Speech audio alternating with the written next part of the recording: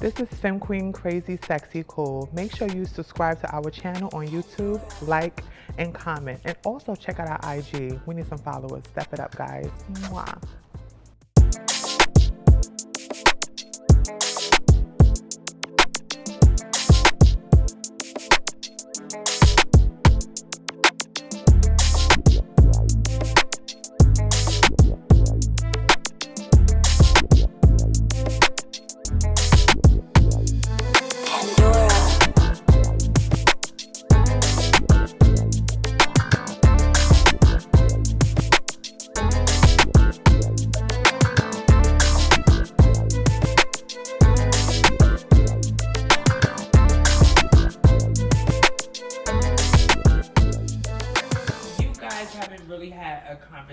Conversations since you left Balenciaga. Have you guys like? We had small, brief conversations, but not a real deep conversation. No, but we had small conversations. Well, let's segue into that a little bit. Since you were going there, what is something that you would have said to Asia that you would have loved to have said to her, or you know what I'm saying, to maybe fix that, or are there any regrets that are something that you may not have done, or just what would you say to her that you haven't? I think that whole period, of course, I never wanted it to go that way. Making Asia a mother was something that I felt like she earned. I think that Asia had a lot more respect than she ever imagined, from at least from myself, and people in leadership. I think Asia was like maybe 2 years into the house. And Asia is the first Femme Queen performance in the house of Balenciaga. So she is that legacy. So to speak to that, there was a point, if you remember, where Laomi was a 007. And for me, us pursuing her was only if she agreed to it. Did we not? Yeah. Right. So, you know what I'm saying? And she gave her blessings. But it was very, as much as we thought that would be a great idea, founder Kitty said to me, Harold, I know she said it's okay, but that's not fair to her. Let her build her own legacy as far as this house is concerned. So, those are the things. So I think that going back to that period where you, mother, and there were some challenges with Cameo and just some other people. My feeling is, I feel like there were steps done. One person was removed from the house. I'm not going to, throw that person under the bus. If you know, you know. But a person was removed from the house because of that. But there's two things here. We talk about putting people in position, but then we also talk about allowing them. You said this on your interview with Lexi about allowing people to just grow and find their way. And my honest belief was this is a trying situation. And, we came up, I think I came to New York, Mario came, we had conversations, Dante had conversations, with the people that were involved, talking about respect and things, this and that. So it does hurt a little bit to hear not having your back, because having your back meant everything to me. But I also wanted you to be able to, if you were going to be mother, you being mother, you were going to be able to navigate that and be able to say, okay, well, this is where we are. I felt like you were going to be able to, figure it out, because that's what we have to do as leaders. There are times when, it's just not about who we are as far as individuals. It's also, okay, let me do this as a leader. So that was my belief. So I just want to share that. So first off, I want to say to you here in just front of everyone that my issue with the whole thing was a personal thing with them, and I did feel like you was one person that hurt me through the situation, and I'm gonna tell you why in a second. But I want to say what you have taught me in the house of Balenciaga. I thank you for that, and I also apologize to the whole house of Balenciaga, the brand itself, that just because I had issues with them and I didn't like how I felt like the people didn't have my back, regardless of anything, I would never change my story with Aga, because that to me, it definitely, I learned so much there from you. And I have gained so much knowledge. You have taught me so many things that I'm so thankful of having. So things may have not worked out, but I think you taught me so much that I needed to be somewhere else, to be able to have my own legacy, you know, and my own experience and stuff like that. But my thing with this whole situation was, yes, I understand I needed to learn some things, but for me as a woman, I needed men to have my back in that moment, to hear me and see that I was, because I cried to you. Right. I sat and cried to you with tears coming out my eyes that this was hurting me. And in that moment, I didn't want to leave. I didn't want to move on. I wanted to, like, to me, when I saw Aga, it was like, for real, like, that was my house. Like, I wanted to be there. I was a Blahnik. It was at the ball in Harlem. It was the first, that was when they called Kitty Spinderella, I think. Right. And when I saw y'all, I was like, this is my dream house. And I even waited a year to get in. Wait, they made you wait a year? Because at that time, Aga they didn't make me wait a year. Their next meeting was a while. Their induction meeting, like, you know, they had meetings, but induction meetings for Aga, it was either every 6 months at a time or every year. Right. You know, houses used to be very strict with certain things, and I didn't mind waiting because I saw something that was meant for me to be somewhere. And but the type of love that I had for that house, it was like a broken heart for me when I felt like I was not being respected as in my leadership. Can you tell, like, a brief synopsis of what happened? Like, I know you said something about people threatening you or something like that. So it was things that were like, I felt like I was getting bullied, because I felt like someone over there wanted the position. They felt like they deserved it and not me. And I get it, like, everybody wants the job, I get it. But in that moment, I just felt like I worked hard for this. And I felt like I deserved it, and I was just trying to show what I can do as a leader. And the things that they were doing, like, they would have secret practices, and they went in, like, I would have a practice. I'd be like, let's do a practice. This was your chapter? Yeah. And the other person would have a practice as well on the same day after that, at that time, and tell people to come there and not come to mine. And I'm a team player. The thing about Aga that I've always felt like I wanted to do was have a team. I feel like in ballroom, sometimes people, they forget about leading. You need to trust each other and have people that support you so y'all can help build something successful. Right. And when I started to go through some of the things, I looked at my peers, my leaders, other leaders, to say, hey, am I bugging here? Like, am I seeing things wrong? And I needed the people like you. I trusted you as, you know, in that moment, I needed you to come to my defense. And I understand as a leader, you don't want to choose sides. I understand that. And even as I gotten older and I'm come more wiser, I understood that as a father, I understand you didn't want to choose a side. You didn't want to say this person was right, this was wrong, but I needed you to come to my defense, because one thing I've always loved about you, from even the reason I went so hard for Aga when you went away, was because you gave me love from the first moment you saw me. Right. You had my back from the first moment you saw me, and you always showed up for me. So that broke my heart in that moment when it was this one big situation. You didn't show up for me, and it broke me, because I respected you and I seen you as a father figure to me. Right. Well, I'm sorry for you, feeling like that, because that was never the intention. I think that, in going back to that moment, I honestly feel like,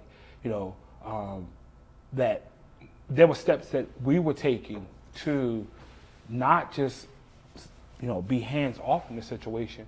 I think, coming to New York, having a meeting with people, removing an individual for something that was said to you.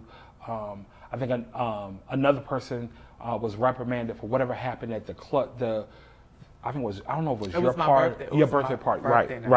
Right. That whole incident, so I felt like we were like taking steps to, you know, hold those accountable, but also I think it was the way. I think as I've grown older, I think it was what I expected. Like when they were in the Facebook group and they were tagging me and saying like, Asia, how is someone as my NYC mother walks past me and say hi and not say hi, and in the middle of the group on Facebook in our group and tags me in that moment and tries to attack me in that moment, making up a lie because that person walked past me and didn't speak to me, and they made it seem like it was opposite, like I walked past them and I was sitting down. Well, you said you and wanted to step up now. I explained that to you, and I explained that to Dante, and I explained that to the leaders. In that moment, I really just, only thing I think I really needed was in that Facebook group, this is what we not gonna do. Y'all not gonna sit here and let's just have a personal conversation. I didn't expect anyone to just say, Aisha, you're right. Yeah, but I wanted someone to say, this is what we're not gonna do. And y'all not gonna treat our leader like this. Right. Because I feel like when you allow people to do that, it's a domino effect. Yes. People feel like if they allow me to disrespect her, I can.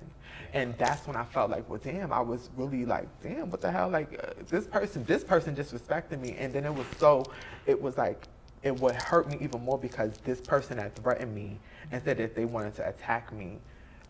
Tried to attack, well, I think they did. I think they attacked Dante or something like that, or tried to attack Dante, and that's when they were like, okay, well, now you gotta go. But it was happening to me, it felt like it was okay. Wow. And that's why in that moment I'm just like, well, when this was all happening to me, where was the people? I was there, I did everything. Like, what did I do wrong? Like, was I not a good person? They did not like me.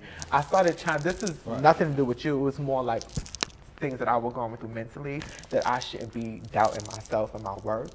But in that moment, I definitely was really disappointed, and you and Dante, because Dante was someone I came in the house with, and I was just like, where's my family? right. But I think, if I can be honest, I think that your feelings were really like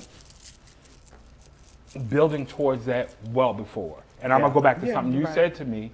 The night that you got deemed legendary, I wasn't there, and you felt hurt by that, and you shared that with me, and I never came back and said this to you, but I felt hurt by what you said when I explained to you. You said I said to you, you said, you know, you should have been there, this and that, whatever. I felt like you should have been there. Like if anybody should have been there from the house, it should have been you. And I was like, Asia, I just had surgery. I was on crutches. And you were like, well, people on crutches come to balls. And I'm like, so That sounds like Asia. Oh my God. Move your ass up in there. So I think there were things that were building up to, you know, that to kind of like add on to that, and then kind of like, I'm not being funny, but listening to your other interview also, I think, you know, sometimes when people start getting in your ear, and it happens a lot, I'm in ballroom, and I know, especially for members of the House of Balenciaga, members, where people, you know, then, oh, well, you know, this ain't happening. So, and usually when people make the decision to leave, sometimes it's all because it starts there. And I'm not saying that to invalidate how you felt anyway, but that then, you know, does start planting a seed. I do wish that I feel like between you and I, we've had like, you know, a lot of things where we conversated beyond ballroom. Yeah. So I do feel like, you know, sometimes these conversations, you know, when they're on a personal level, and that's just for anybody, that, you know, that move away from the house part and say, you know, this is how I'm feeling. This is what I would like to see happen. Because a lot of times people may not necessarily see things from the same perspective. Yeah. An example, you're saying what you would have liked to see, you know, happen in that group. Someone to say, and if you'd have said to me, you know, you're right. But sometimes we have so many other things going on. We may miss that one small part, but then it becomes a bigger thing for you. You know what, you're right with that situation. I had to get older and understand that I could have communicated, like I could have went back into kind of daughter mode with you and explain to you in that way where I was mentally and what was going on, because you are right. It didn't start from you. It started from my acceptance from the house. You know, growing up, and we were talking earlier in this video, growing up with the trials and situations that I've been through, I didn't feel accepted in my life. I didn't even accept myself. So when I walked into the house of Aga, you were probably the only one I was vocal with, seeing it for me, seeing what I can do. And even though they all, you know, I got in when I came, but it was some members that didn't speak to me at all until I started to do good in ballroom. And I think it started from there, where it started from that moment. And I will say, James never. I understand what you're saying. James never was in my ear at all. He never tried to get me to leave the house. Honestly, he just had a conversation with me because I asked him, how did it feel to move on from there? Because to me, I would have, like, for me, I was a diehard. No, I know. Balenciaga. Nothing you can add. I don't care about people offering me. I don't care about that. But he was open to me about, because this was like a real relationship breakup for me, honestly. So he was explaining to me how to walk out of a situation that you felt like you needed to move on from, and I just needed him in that moment and to explain that. But he never tried to get me to, you need to leave Aga. But what I will be honest to you and say, when I was in that decision mode, he did offer me something. After he found out my worries of what was going on, he did use that moment to come to me later on and was just like, well, we want to offer you this. Do you want this? And in my head, I was just like, well, maybe I need to move on from here. Maybe that's what it is. Maybe it's my time to move on. And I was in that little girl wanting to make you know it kind of thing. Like, oh, let me show him, because y'all don't see me over there, then I'm going to go over here. And the grass wasn't greener over there. And I assumed that it would be. But to be honest, I felt like I'm proud of I'm not upset that the things that I went through, and just regardless, because it shaped me at where I'm at today. And I feel like I needed to go through those things, and it's sad to say that, but I feel like I needed that experience to have the armor on my back now for what I want to do in ballroom now. So have y'all had closure? Is there anything that y'all need for closure? I think this is. I think this is a start. Yeah. I think this is a start. I don't feel like, because I feel like and it has to be. And I'm gonna be 100% transparent all the way through. Because Courtney pushed me to call and have a conversation with you, and then I felt like, okay, I told Courtney yes. Then I told Courtney no, I'm not, because I felt like I still tried to keep like some communication with you, you know, even after, to, you know, show love, support, never throw you shade, whatever. But I felt like at some point there has to be like where are we? And it took like Dante really having a conversation with me about not you, because he had his own level of hurt with you, because you know, Dante really had a level of respect for you. Y'all got it now together. Yeah. Right. But I think there's something that's real in society that is really loud in ballroom that we don't talk about, and that's fatherless daughter syndrome.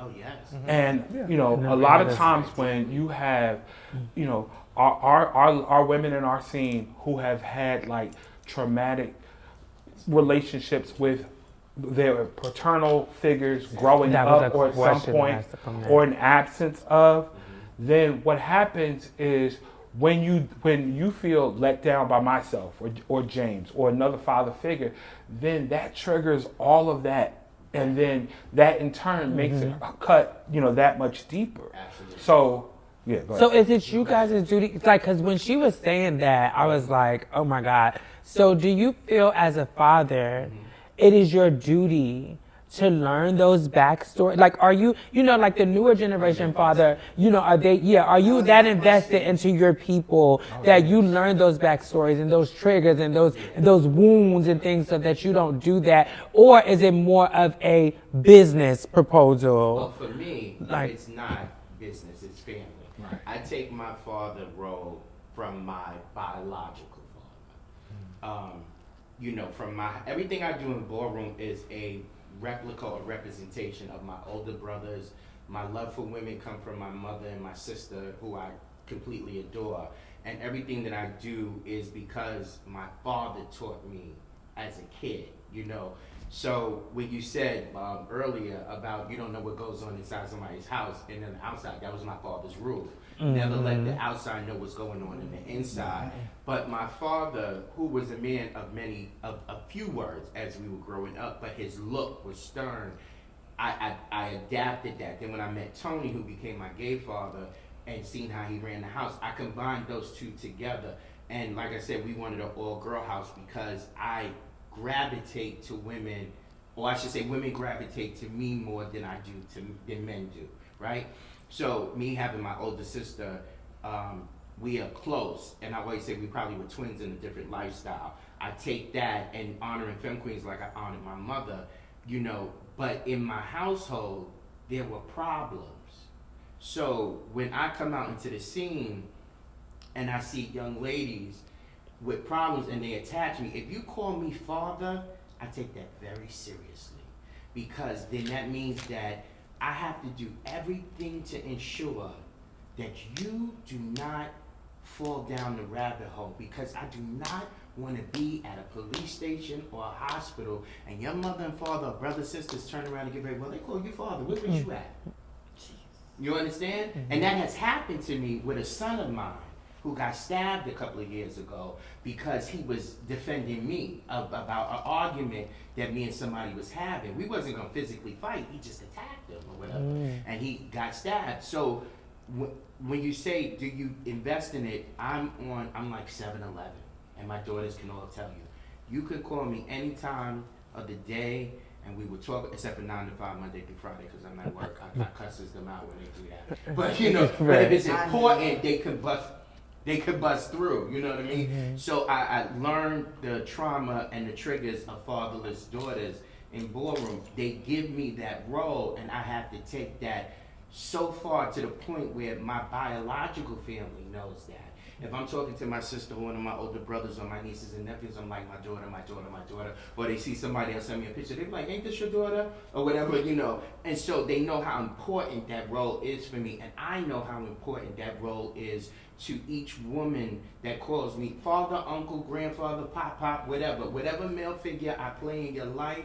I know that that's important to you. So I have to show up for you each and every time. Like when Asia was talking, I was telling her there were similarities with Davina.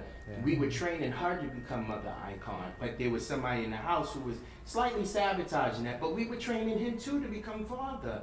But she felt that way. When they got deemed, I couldn't come. It was the same night as Asia. I couldn't come either. She felt some sort of way. Davina is my baby daughter. Out of all my daughters, she's probably my youngest daughter, and to this day, her and I communicate every day. She always tells me. She always tells me about you too. I spoke to Asia and this stuff, right? So, I in her real life, she'll call me just a question thing. She even will call sometimes with somebody on the phone, like her boyfriend or something like, blah, blah, blah, blah, blah. And I'll be like, yeah, dude, blah, blah, blah, blah, blah. It's very important because they will say it. Nicole says it whenever she gets a chance. This man's been in my life 15 years.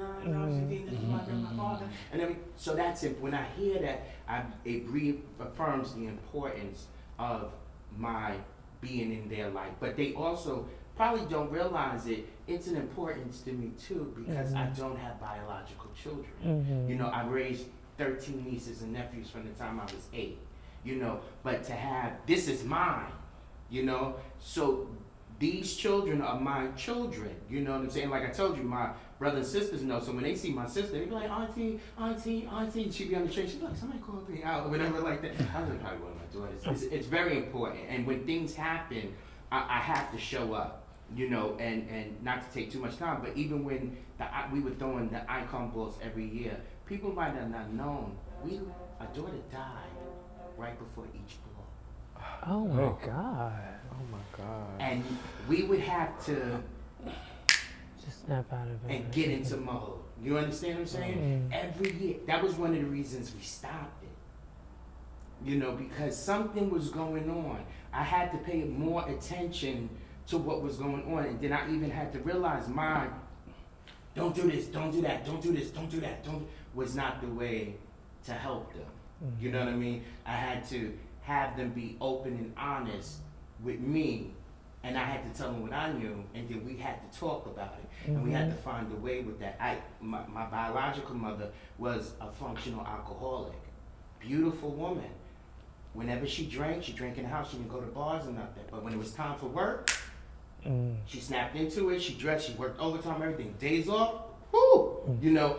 And I learned that from her as well. I can't berate you. I have to listen to you, and we have to find a solution to that. So once I started to change that avenue, I no longer lost a daughter every year. For me, it's always been about family. I think, you know, as I shared, I learned so much from, you know, my parents, my biological parents, and I am a student of everything around me. So, you know, me being the father that I am is a product of James, Tony, you know, Dre. I look at people that are in the scene and take from them, and you know, and just see. So when it comes to like showing love and like, you know, being there and being that support network, you know, I definitely try to focus on that and be that for individuals. But I also feel like you have to also teach people how to be a better version of themselves. So it's important to me to ensure that, you know, you're kind of like giving people like an opportunity to kind of grow and do things. So not always, you know, not always this is Harold's decision, you know. So I mean, for me, you know, that was, you know, a very big part. I also want to say, just to say really quick, you know, what you said about like with the James part, that wasn't solely, I know that like, you know, there are other people that weren't necessarily maybe leaders or something that always were kind of like, oh, well, girl, you know, you can do blah, blah, blah, whatever. I always. But I wouldn't, like, I'm not that type of girl. Right, no. Like the love that I have and will still have for the house of Balenciaga, there was nothing could change that. I was literally doing everything in my power to get the thoughts out of my head that I wanted to stay. Right. I was doing everything in my power, but I just feel like things were meant to happen in that way. I started to realize that. But I do want to say in this moment, I feel like, yes, I was not just a fatherless, my mother was kind of not really in my life either. So yes, I think as leaders in this community, we forget about the trials that our members are going through. Excuse me, let me break it. Let me tap in on this moment right now, because you're saying something that I've been saying from the beginning, that you said that it's not up to them. Like, no, the kids is not this, that's not going on anymore. It's not their job to make sure. So basically it is a part of the job of the overall parents and stuff to be that nurturer, to be that family that wasn't there, or to tap into that background to make sure. I agree. I feel like I think it's But you were saying it's a business now. You were saying it's more. No, I do think houses are business now because we're getting gigs. I think that it's way different. It's when money comes involved, that's business. Regardless, it changes. But I feel like, yes, I do think that as a leader in those moments, because ballroom is just not a and like, you know, in Hollywood, it's in the music, and it's not solely the same. In this particular corporation, a lot of us come from broken homes. But that's what we're saying. So now you're growing. I feel like that your growth is making you realize what I have been saying. No, and I also, Can I say? go ahead. No, because I have a question, so you go ahead. Finish. Well, I also feel like this has always been my view of you when you were Balenciaga. Like, I felt like, you know, like you said, there probably were people who didn't see you when you came in. In your induction meeting, there's a particular icon who was an icon at the time, asked you a question, kind of like really trying it, asking about, if you remember, oh, well, how do you make money? I said, you don't ask her no question like, you know, like that. You know what I'm saying? because that was inconsequential. But I do feel that like you as an individual, because you spoke about growth, that you were very to yourself. There were times like, and you knew that there were people that didn't see you, and when you started becoming a girl, you gave okay, girl, don't see me now. But then also I felt like other people, you got to a point where, for other people, you had a celebrity persona, and they did not necessarily know as newbies how to like come to you. No, so we don't realize that as girls. No, I became my oppressor. I was a student coming into your house. Remember how young I was? Right. I was a baby, and I'm coming into the house as a student. Like you said about, I'm watching and deciding to move just like the leaders around me, because I'm thinking this is how you lead the houses. And I was treated a certain way where they didn't speak to me until I made them know it. So that's what I started to do to them. And I had to realize, when I started earlier, I said I started to learn what I was doing wrong. I started to treat other people how I was treated, because I thought that's how it was. So many people in the scene do that. So my question to you two is this, right? You said that you are nurturing, you are invested in the growth and development of the woman and over the people in your house. And you have a very successful house, and you have a history and a legacy behind you. What I want to ask you is, both of you are also very professional in other space, like in your everyday life. How much how do you find the balance to also find the nurture? And like what keeps that balance for you, that you're able to have your personal life and still nurture your house? Oh, well, let Ballroom tell it. I'm not supposed to have a personal life. Because let Ballroom tell it. Now, see, so you open Pandora's box. Let Ballroom tell it when it comes to people like me and him. And, we're not supposed to, we're not supposed to have these lives and, be interested in people on a personal level and stuff like that. But no, but to keep it real, like, because I do want to circle back. Well, we can definitely go back to that. But I think that you find a way. Again, it's all about the commitment. Like James shared earlier. When I'm at work 9 to 5, it's 9 to 5. Beyond that, I can commit whatever time I'm committing to, Ballroom. There are so many days and in evenings you get off work and it's like, okay, got to do this Zoom call, got to do this board call, got to call this person. You know what I'm saying? So, there's a lot, but you have to be committed in order to make it work. You have to truly love Ballroom. Would you say you have to really love Ballroom too, as an overall father? You have to love it. For me, it's a little different. It's same but different. I now reside in Maryland.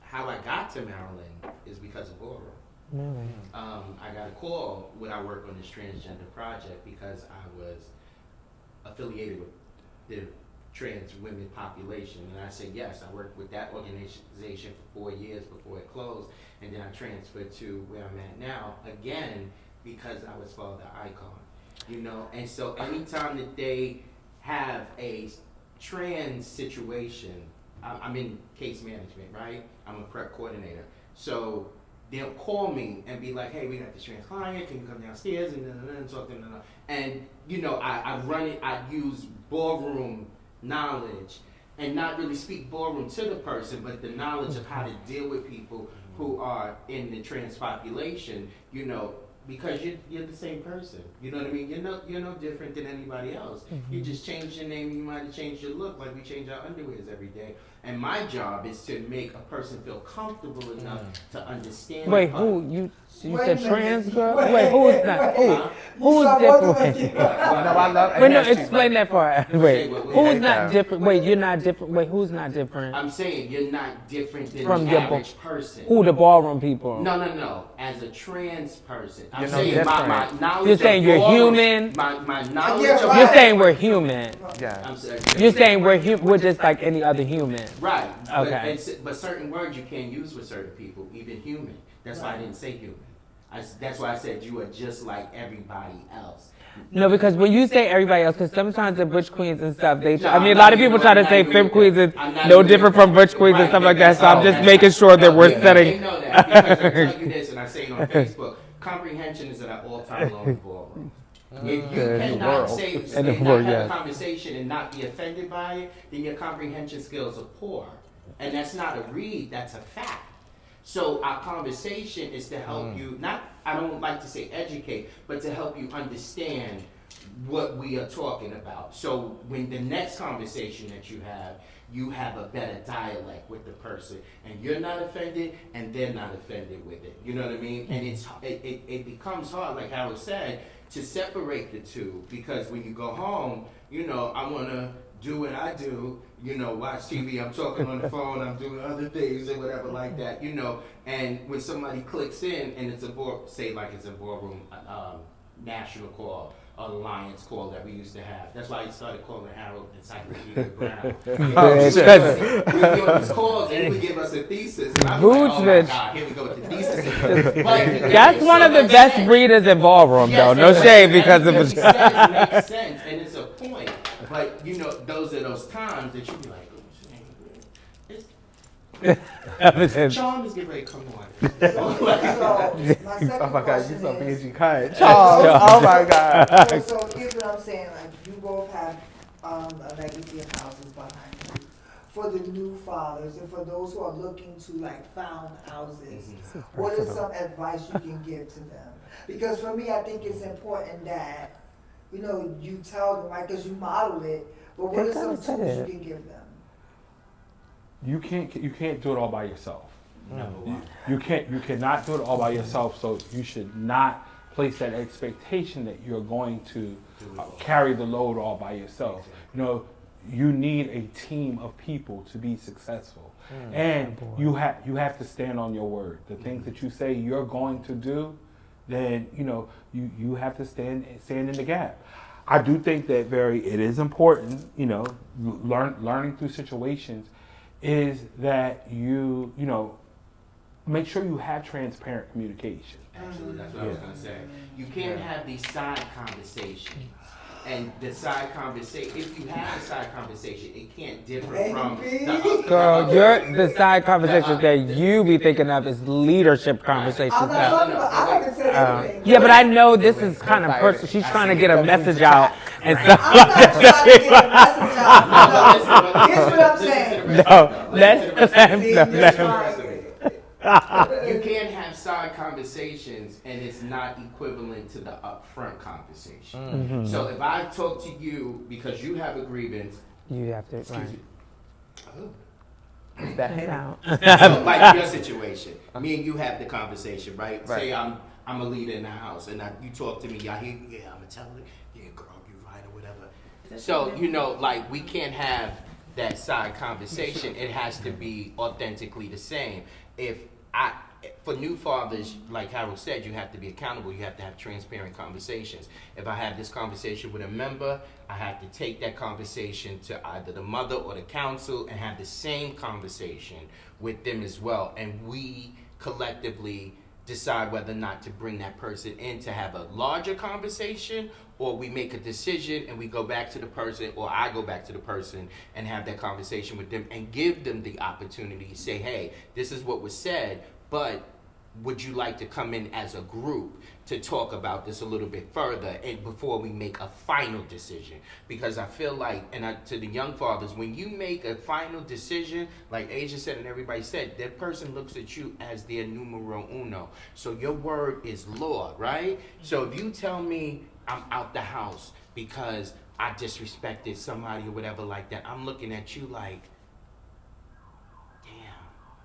I gave you my all in all, and this is what happened. Do you get so upset that you cut off any type of ties and stuff, or you still continue to deal with them? I still deal with them every day. Anytime that they call me, anytime that they want to say something, and I give them advice. I give them leadership rules That's or whatever. beautiful. Because when we first started it, our rule was that we were only, in the beginning, we're only going to have legends and up and coming legends in the house. And one day you would become a mother or father of the house. That's what we were training you for. So when you eventually did it, some of them I would be like, oh, they can work. You know what I'm saying? But I wouldn't say it. But like Asia said, the grass isn't greener on the other side. I got to let you experience that. And the door is always open if you wanted to come home. And you? For me, I try to still remain supportive. I still try to remain supportive of people. Over the course of the last few years, it's been crazy with people because now everybody got like a social media platform, so it gets difficult.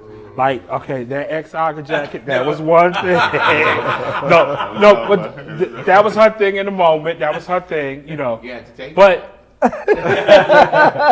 even how I felt about that, like, and I'm gonna call two people out. Like, what burns me as an individual, it's the people that I stand in the gap for, that I'm battling sometimes internally with other leaders for, Don't you hate that that? then in turn come back and stab me in the back. Ooh. Okay, two instances. Loco, his crazy rant on Bigo and saying all those things about me that he knew weren't true. Like, I had conversations with this man about any and everything life, you know, supporting him, talking him through stuff, giving him guidance on stuff. So for him to sit there and do that and then try to make my relationship seem like it was something predatory was crazy to me. So for me, that was, and this was somebody that I could say I authentically loved, you know. For this individual to do that, it was so cutting. It was so something that I couldn't come back for. Also, no shade, Lexi. I love Lexi down, but Lexi tried it. She was going through her moment. For her to be on like Bigo and kind of, you know, just, you know, you're recasting these things that this particular icon brought up and said that about older people involved with like younger people. Now this person's in a relationship with somebody younger, but that's not our business. We ain't gonna talk about that. Oh, who was that? Say names. Oh, They said your But name, you're bitch. right. You're right. But I say that to say, like, you know, like, as fathers, like, you know, you're talking about like the relationship that people have. Like, we're human. Right. And like, when people say these things and then turn around later and say, I'm sorry. Okay, well, yeah, you're sorry, but guess what? This little rumor, this little perception is all over the internet. Exactly. This chick, Being Bree comfortable Star, with your words. Right. Be comfortable with your work. Oh, And that's Bree. it. yeah, Avery, she, you never said that to me. yeah. She got a bunch of videos where very, like, you know, with this loco video, and it's, and what's so frustrating is every time something like this happens, right? There are people that come back and, you know, I get all these inboxes and people are like, oh, well, Harold, we know this ain't you, blah, blah, blah, this and whatever case. And I'm like, go tell it on the mountain. Say it publicly. You know, but yeah. Right But see, there. but Okay, that's the wait, thing. I want to show you an I hate example. that. You see what you wanted? That's what I wanted. Exactly. But see, That's but, what but, I okay. wanted publicly. So let me say this. That's what I wanted. Let me say this. Facts. And I'm gonna tell you why. And I'm gonna be 100% transparent. And I'm gonna say this. I'm gonna call somebody out. And I love this woman. I love this woman, Monique. I love you. This and that, whatever. But to this day, in my head, I still would never forget Monique's post where she's saying, y'all see all this love Asia's getting as a mother? This is all she ever wanted. Blah, blah, blah, this and whatever. And you know what I said when I saw that post? I said, oh, Monique, you was selling this. You was pushing this. Baby, something ain't right over there. Monique from Baltimore. We love, I love Monique. But do you remember the post where she was like, you know, oh, you know, this is all she's ever wanted, and she never got that, blah, blah, blah, whatever. So it was like very Balenciaga, and it was like very, so in that moment, so when they turned on you, I did say, and then something said, mind your business, because, so daughter, I'm sorry. I closed my blinds at the time when that was going on. Oh my God! Are you apologizing? Maybe that lady kept my claws sharp. You hear me? Okay. Oh my God. So Yes. we were talking about off the air when you were talking about like sometimes when you said Asia was an enigma, and then a lot of times some of the things you were saying that you felt like some of the people in the House of Arca didn't like you or something, and then yeah, and sometimes like because I have felt that way in houses where I would be like, "Child, them kids don't like me" or whatever, and they be like, "Bitch, they scared, they intimidated, like they don't know." They're like, oh, "Okay, this is Asia, this is Tempress, and all we want is the love, bitch." We like, okay, but you know, so it looks like we're being shady because we're standoffish because we think that these people are being shady and they're standoffish, and it's the same thing going in each other's heads, like you know. I think it's like that. The book you was reading, like the parasite, it reinforces those negative ideas that keep y'all from engaging or people engaging with you because of perception. Perception has a way of transforming how we interact with each other and how we see each other. How we receive. Right. I started, me personally, I felt like I had to protect myself. So I went in like this private area where it was like I would come around the house, but I would start to like you said, I would go in the corner with my hoodie on, or I'm like, "Hi y'all." I wouldn't really introduce myself to people, new members and stuff like that I didn't know. And I was like that. I started to become a mystery to people because I felt like I needed to protect myself from people that I was around and my peers, because I would hear little things they would say about me, and I felt like I needed to do that in order to be comfortable in these spaces. I felt like, okay, if I'm gonna be in these spaces, I have to protect myself. But what I should have done, and what I have learned moving forward, is to communicate those things, like have those conversations, and also you gotta learn to let stuff go and stop taking things so personal. Right. And I think that was something that I started to really get better with, and like, okay, Asia, you're taking things too personal and you don't even know what's really going on. Like, these people can just be, you know, to themselves, or they can be shy, or they can kind of be like, hey, I don't really speak to people. You know what I'm saying? So I started to make it all about, well, they're trying me, and what about them? Their life don't revolve around them. Say that because I remember, like, when we got close, there was like so many people fell in love with the relationship that we had, that people started not liking me or being upset with me because of how close we were, because they didn't think that, oh, there was a video I think I posted where Tempress was laughing and dancing and everything, and they was like, oh, I love how y'all love on each other. But it's people's perception of Tempress. Tempress is a sweetheart. She has a fierce mouth. Me and Harold used to didn't really like, you know. But now Harold inboxes me and says the nicest thing. I think that when we mature, we learn to appreciate things about people, and there's stuff that, you know, we may have not really known going on in the background or whatever. I've always been outspoken. You've always been outspoken, you know, and so have you, or whatever. But getting off of those type of things, who are you guys' rivalries in the scene? Like, do you think you have a big rival? No, I don't have a rival. No, okay, so let me say this. When it comes to, like, I look at it like this from a father perspective. I hate to use a female, but I'm the Beyonce of fathers. That's how I feel. So, like, every season, there may be somebody that challenges Beyonce, like Lil James. I love Lil James. Lil James is, you know, it was hot. You had a nice 3-4 year run as father. Now you in Houston. And now I'm battling somebody else. You know, Kit Kenny and meet you. You know, that's how I feel. But you know, but to know me, I am very competitive. I'm competitive in every. But you're talking about realness, though, right? Yeah, I was talking about realness. I was talking about realness. That's from that perspective. But we needed that But too. but as far as like in realness, he said y'all don't want it as father. No. Oh my God! But from a realness perspective, realness is so complex in many different ways, especially when you get to like legends and icons. You know, I made my mark walking executive. He made his mark walking thug. So let me be clear on that. Okay. When we were walking, there was no thug. Okay. It was D&G realness or point blank everyday realness. Right. Oh, so there was an everyday realness back in the day? All the time. Okay. Everyday realness is everything. It's everything. It's right. me, it's him, it's Schoolboy, it's Pretty Boy, it's you, it's her. That's everyday realness. So do we really need an everyday realness category? No, yes. We can argue it. Do. Now and I'll tell you why. Now we do, yes, because it separates the expectation of the category. And I tell people this all the time, and I'm sorry if you feel this way, if people's feelings are hurt. I don't think that there's really many Doug Butch Queen realnesses. That part. I think really to me, and That's I the say this all the time, I only think that there's one. Who? Ooh. Well, so y'all saying there's too many people getting through the line. All the time. Tick.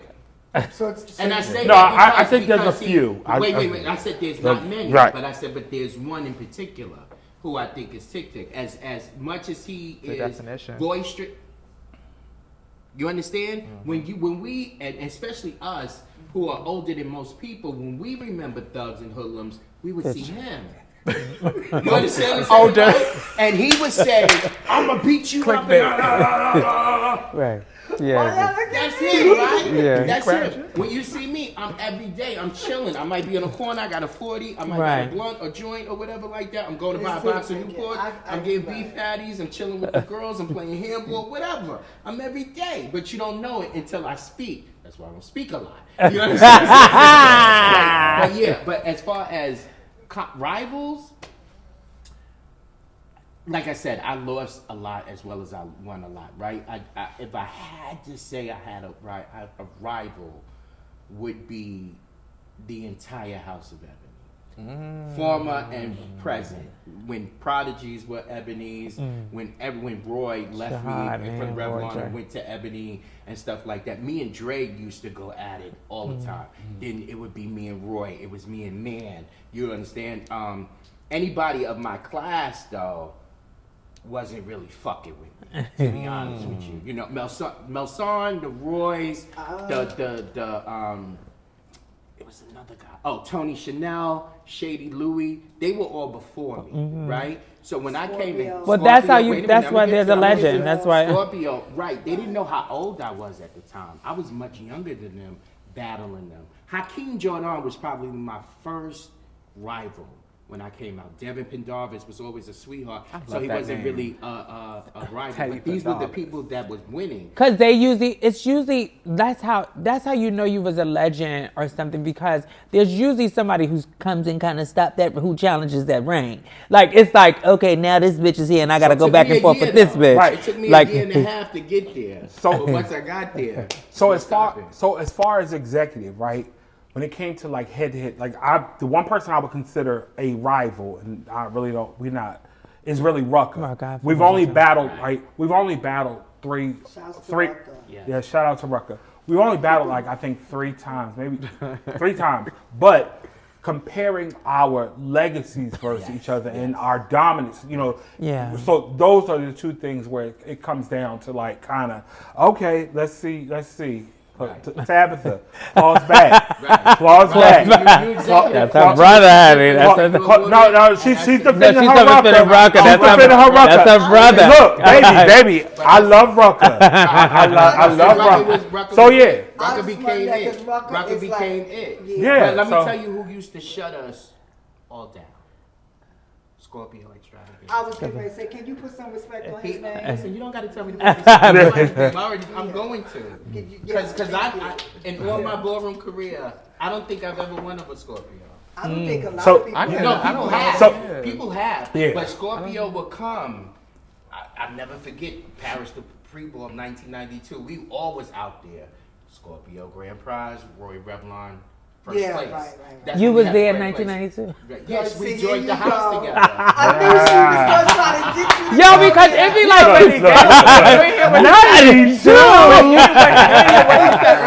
You ain't hear what he said earlier. Well, He said, "Yeah, we're older than a lot of people." Like, he said to her, "Like we're older than a lot of Well, people." it's crazy, yes. James is my day one. We joined the House of Revlon at the same time. The same day. Yeah. So some of the people, so when like I was gone, but when I look at realness, and you're right. What was when you I walking? see- Oh, Tony Revlon too. I was gonna say- she was walking Vogue Femme. No, Butch I Queen was Vogue. a Butch Butch Queen up Queen, in drag. Butch Queen up in drag. So I've always. But let been- me say this A though. real Yeah. bitch. So I used to always say that there are a number of pioneers for the category Butch Queen Vogue Femme, right? Boobs. And there was, people always, God bless her, God bless her, down. They always focus on Tiny LaBeija. Tiny wasn't the only one. There was DeAndre Revlon, who voted like Danielle and looked like Danielle. There was Emil, now icon, who was a Milan Revlon back then, who used to vote like Leah. There was Shayna, Ricky Lake, who would just vote. And stuff like that. I heard that There name. was I heard that There name. was Ricky Lionel, goddammit. I You remember know, Lionel. Yeah, I remember Lionel. Lionel, goddammit. Something different. You hear these And names, became y'all? Butch Queen and taught one of the Leo, best goddammit. Butch Queen Vogue Femmes, which was Baby St. Clair. There was another one that I no. before Was that, Eugene later before that, on? before that. There was another person. I just can't remember that person's Was it name. Charles Chabot? No.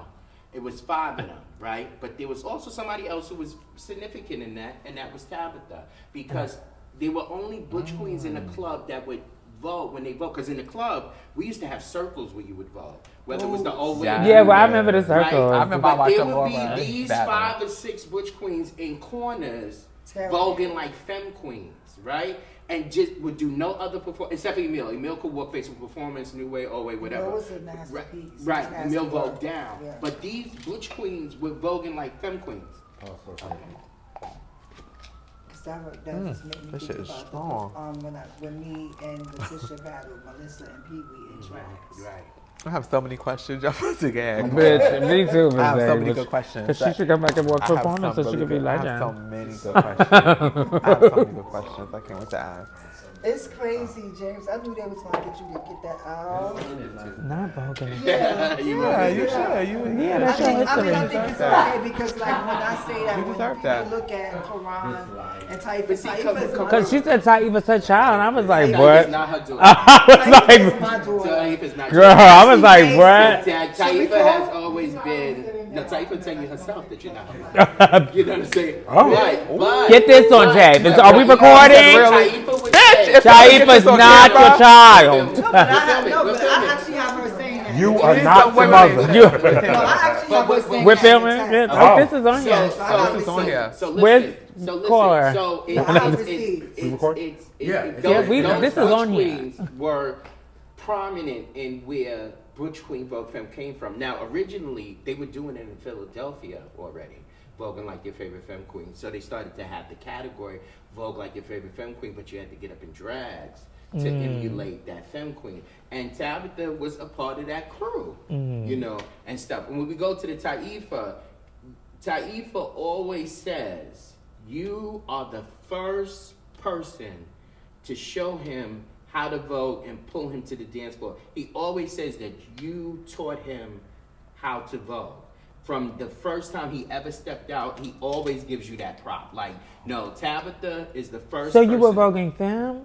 She was Yeah, voguing back like then. Letitia. Like, let's say, So oh. we didn't call it vogue. Oh, that's why she called. Right, That's right. why That's she why do she that do on that. her start to say Letitia was very that. influential in me, and thank you, James, for saying that. Like these things, like in those moments, you don't remember those moments, and you don't think that you're actually having moments because to me back then, we were just having fun. We would go to the club and tear it up. Right. If you got me at the bar, I would see you at Tracks. I'll see you at Sound Factory, Cafe I remember Cornetto. Sound If the Factory. right Yes. beat. If the right beat is on the pier, bitch, we would tear it on the pier, Right.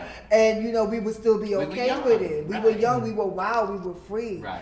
and it was different. It was a different era, and I do remember pulling Tabytha out there, and I remember Tabytha was standing across from the POW train, and she had that little one-arm performance, right, and I was like, right. no, and we started to started like, touching. yeah. She always said, she always talks about So one thing I will say is I love Tabytha. Thank you for keeping that part. But there are so many stories of Tabytha that people don't know.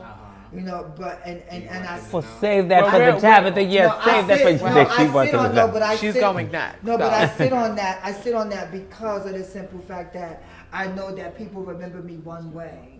Right, and then it's very difficult. And when y'all was saying that when you watch people grow and change as fathers, like James, you being with me from the beginning, you watched me leave, come back. When I came back, you were one of the first people that I ran into besides I made Brittany. you pull down your t-shirt, your Yeah, sweatshirt. yeah. What she had? Because I could see it in her face, and I was like, pull down your sweatshirt. And How she zipped had it it? down. She had titties. Oh, you wanted to see the series? Because I knew she was moaning. She was her former self. But she was. You could tell she was Right. softer. She was on the road. She was on the road, Yeah, baby. you understand what I'm saying? Because when you're incarcerated, they're not giving you that. What's your question? You can only take what you already get. She'll talk to us to death. No, I'm kidding. Yeah. But my question to both of you, being that ballroom where, you can tell what it was before, we have many different realnesses and just where it has evolved to. Do you think there are too many different realness categories, being that we have evolved? Because realness is not what it was back in the day. Like, do you think the description of realness needs to change for where we are now? No, I think that's a part of the evolution. Okay. When you say, should we have everyday realness and stuff like that? Yes, it's important because some people are not thugs. Some people aren't pretty. Some people look too old to be schoolboys. Some people don't fit the role of impersonating an executive. You know? So, and what I think needs to change for realness is the categories that we used to have for the femme queens to come back. We used to have pretty girl realness. We used to have pretty girl face. We used to have schoolgirl realness. It comes and goes a little bit, but it's not really prominent enough. Exactly. Yeah, like Butch Queens, they definitely gonna have it, but exactly. Femme Queens, For Femme Queens especially, I never liked categories where Femme Queens and Butch Queens battle each other. I was gonna ask y'all that. I was gonna ask y'all that. I think everybody should have their individual reign in a particular category, and then that comes hard to of the years because then we have to separate it and we have to give them both a point or whatever like that. So that's not fair to the girls, So those categories I wish would come back when we say change of the realness. Realness for me is you in that moment when you walk down that runway and you're standing in front of the judges. Is it realness? Because I don't care what you do outside of that. There's an iconic realness person that people don't even talk about for realness because he walked something out. Kiki Milan is iconic. Oh, Kiki, well, I think it was body. Realness, for body, right? You think of body, but she's iconic for realness and would pump off the runway like cunt after she won.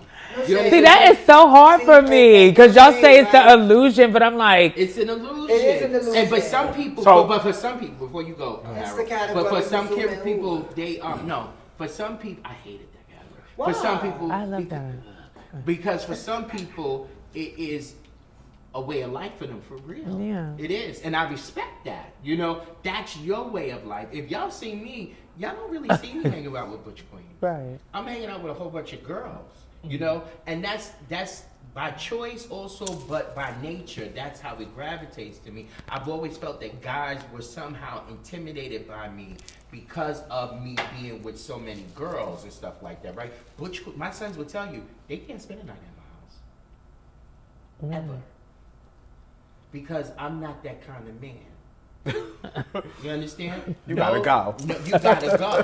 The girls can stay all day long. And they used to think it was because I had a boyfriend. That had nothing to do with it because he's gonna do what he wanted to do anyway. And then I'll knock him anyway afterwards. But, it was, I didn't want, like Howard said, when people start that conversation and stuff like that, first of all, I don't want you. I like that. What do you think about the realness categories? I think there's a need. I do think that there needs to be more equitable categories for the females.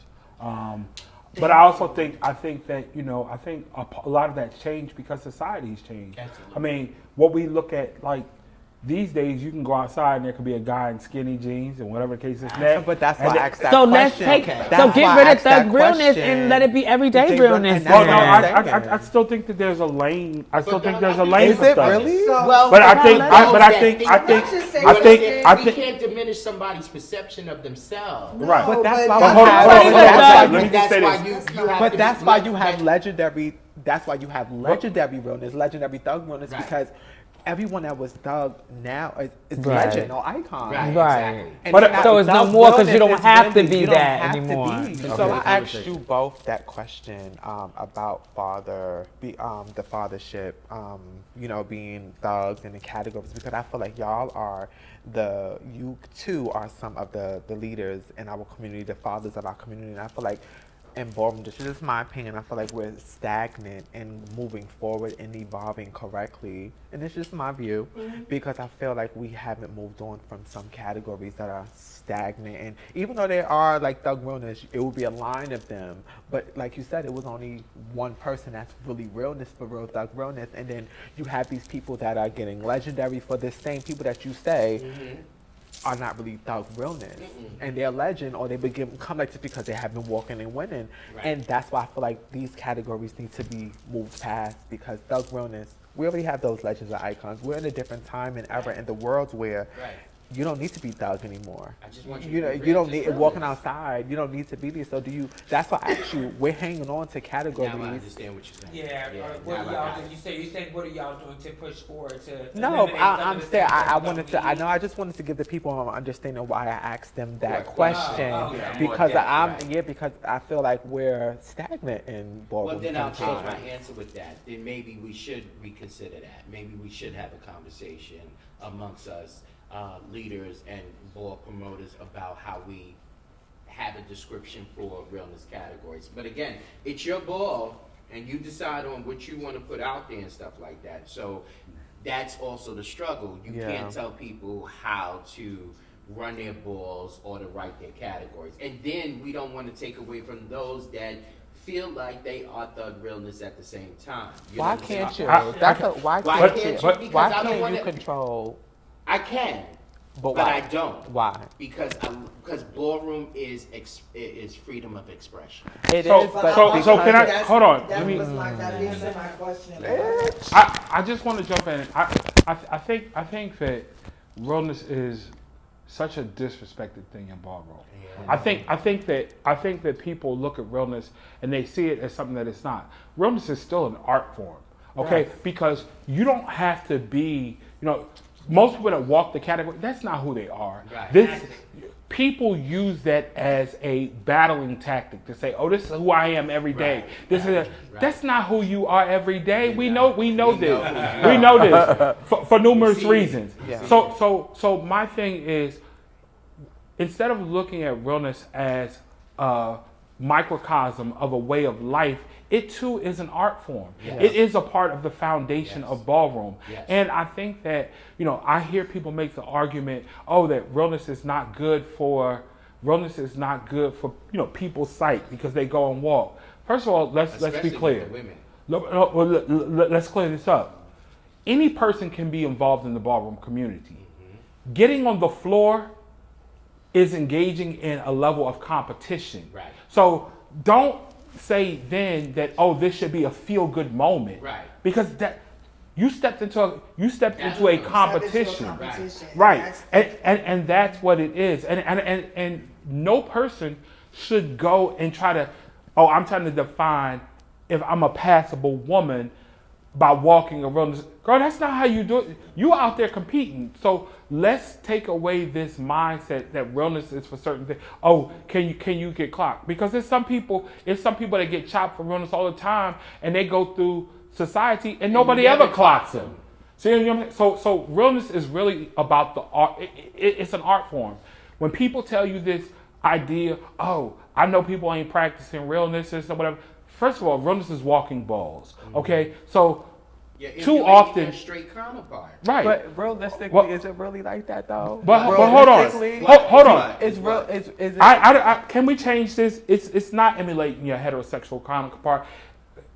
Realness is walking into a space and your sexual orientation not becoming a part of the conversation. I feel like the reason I say realistically because as a judge, Okay. you're looking at it because yes, it's an art form. You have to live in that moment and really showcase that you're not really, gay or you're not trans or whatever. You are the opposite. Is create. Yes. Like he said it clear, like You are with your emulating. identity or your preference doesn't become That's what part he of said. it. No, yeah, that's what Howard said. And I Yeah, thought yeah, that was But a really good I think that answer. was a really good way to define the category. Is if you can Instead of access thinking the that you're space emulating. without your identity or your sexual better way of orientation understanding show up. Yeah. Let Yeah, me say, it's a better way of right. No, because No, again, really. to go back to comprehension. The way I said it, somebody might not get it, but the Yeah, way they that might you be. laid it out, they would understand it better. Well, the only reason I challenge It that sounds is- negative when you. The only reason I Yes, challenge that. yes. So it No, sounds the negative. only reason well, I challenge I'm that following. is. Hold on. The only reason I challenge that is because there are those that say, Why do you- we're at a space and time where we don't have to be, accepted, this and that, whatever the case. But then again, I also push back and say everybody's story is different. Right. That's why I say it's bullshit. So I don't want to make it all That's about an realness. excuse. I think that Well, we it said. could be for any, it could be. But any, I feel like for me- what my statement is, it could be for any category because I feel like some categories are kind of like. So here's. Well, then we're gonna be here's- taken away from here's the caveat. Can I- authenticity of ballroom. Right, Like thank it you. ain't gonna be ballroom no more. So We here's keep the on- So here's the caveat for me. Realness is also a part of a person's lived experience every day. So even though I also feel as though that when we say realness is a lifestyle and it's an art, but it's also a lifestyle. You understand? For those who walk it, Not like for anymore. No, though. can I finish? That choose to Can lifestyle. okay, so everybody has their own perception. I know when I walk a category that is tailored to my life because this is who I am every day. Okay. An openly So- trans woman. Yeah, openly trans woman who walks realness and ballroom and is a power executive ruler of her category. That's who I am. We never questioned So, that. again, let me we finish. never questioned as So if let me- there's so let me- something like, so let me excuse finish, me. so let me finish. With No, their hear what I'm- don't brush your but hear what insecurities I'm off on saying. me, honey, because I ain't Like, saying 'cause nothing about your like. I'm hearing what everybody is saying, but what I'm trying to tell you that two things can exist at the same time. Yes, it is an art, but yes, realness is also a way of life because realness was instrumental to keep trans women safe. You had to blend in. Yeah, You but could you not. don't Excuse me. anymore. Can I finish? But they're You saying cannot finish. You don't anymore. Can I finish? You cannot be an artist in the middle of Flatbush, Brooklyn, trying to make realness your art. Back in the day, you had to be able to blend in. It was a safe we're thing not back in the back in the day. day. Excuse They say me. we're not back I in the get day. it that we're not Today. back in the day, but for some of us who understand what realness is, we approach it differently, and that's okay. And Two that's things. why I said what I Can said I finish what I'm earlier. saying? What I do want to say is that you're right. Him not stepping in, saying something further causes the category to be watered down and diluted, where we have to be forced to have these conversations because there are those who walk these categories who should be interested in saying why this is shouldn't But they be that, said it's an and they should step up. illusion. But So let if me- it's an but let- illusion, anybody could be here. But let me say this. You I said it's think, an I think, illusion? I think that one of the things that happens in ballroom, right? We start comparing, what we see against different eras. An example, you walk Femme Queen Phase. You may feel like, oh, well, this era doesn't compare to this era. So it ebbs and flows where, there are times where there are some people that are really like the of the category. And then there are other times when there are other people that yes, they get intense. It's almost like you get intense against but you can only compete against who's on the floor.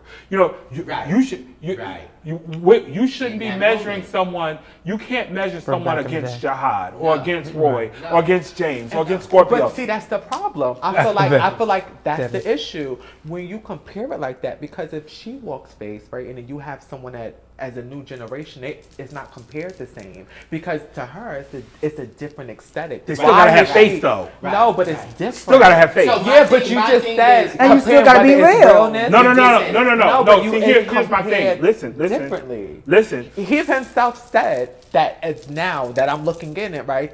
Self realness is only one right now that he said, and he said it's tick tick. There's no one else that's He- him. he And is- he's not just a. He's one of the a leader. all-time So what greats. makes So sense? listen, What- let's what- be real. So There the, go. The look, Oh, the okay, attitude, tattoos and stuff. the appearance, and everything, right? But So- that's his opinion. But- What- but- right. Not just his Right, He's and a that's judge. the thing. He's a judge. But This man is a he's one of judge. the He's a all-time judge greats. too. Yes, He's but one of the that's why- all-time greats. From V4 So before. he's not necessarily going to see, because he's looking at the top of the scale. Right, Okay. I'm not looking at eras. I'm not looking at Right. generations. So- I'm so- looking at the moment. so- right? so when you look at- there's other. I'm sorry, Harold. No, Go ahead. no, I'm just saying when he's looking at people, right? Okay, as far as he's concerned, looking at Tick Tick is one of the only ones you feel that can compete against the greats of all time, right? No, that's not what I'm saying. But he can. Okay, He can, right. But that's not what I'm saying. No, I'm but- saying the description of the category. He's the definition. real- He the only one who could really get in the hood, who could be out in the hood with Right. the boys and the I boys don't disagree with put that. down. I disagree with that because the hood is different. Doug is not only being in the hood. Doug is the The robbers and shit, like the robbers, the The crazy, people who you gonna clutch your pearls when you the see one them, that's you give gonna every pull out on you. You know what I'm Right. saying? When you But think listen, of but a I dog. do think. But listen. I'm not saying. I'm saying he's the.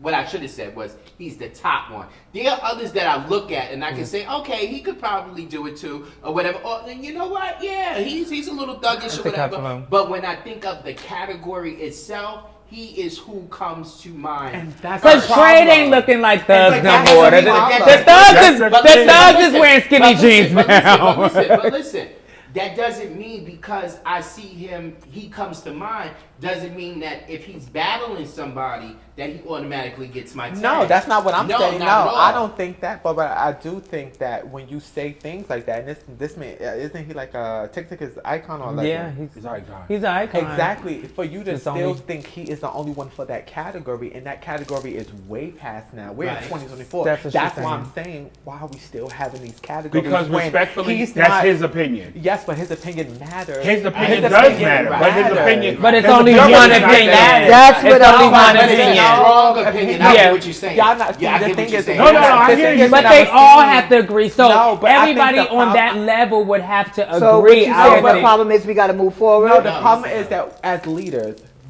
these are leaders of the community that are on the panel. But they don't even Icons. agree. But wait, No, listen but to I'm her, listening. listen to No, her you're not statement. listening. Listen to her statement. These are icons. These are leaders of our community, and he's just one. Yes, he's just one opinion that feels this way that we're hearing, but he's one opinion that is a judge, and that does matter. If he still feels this way, why are we Why still they still- having why they didn't this get shot? category? No, why are we still having a category?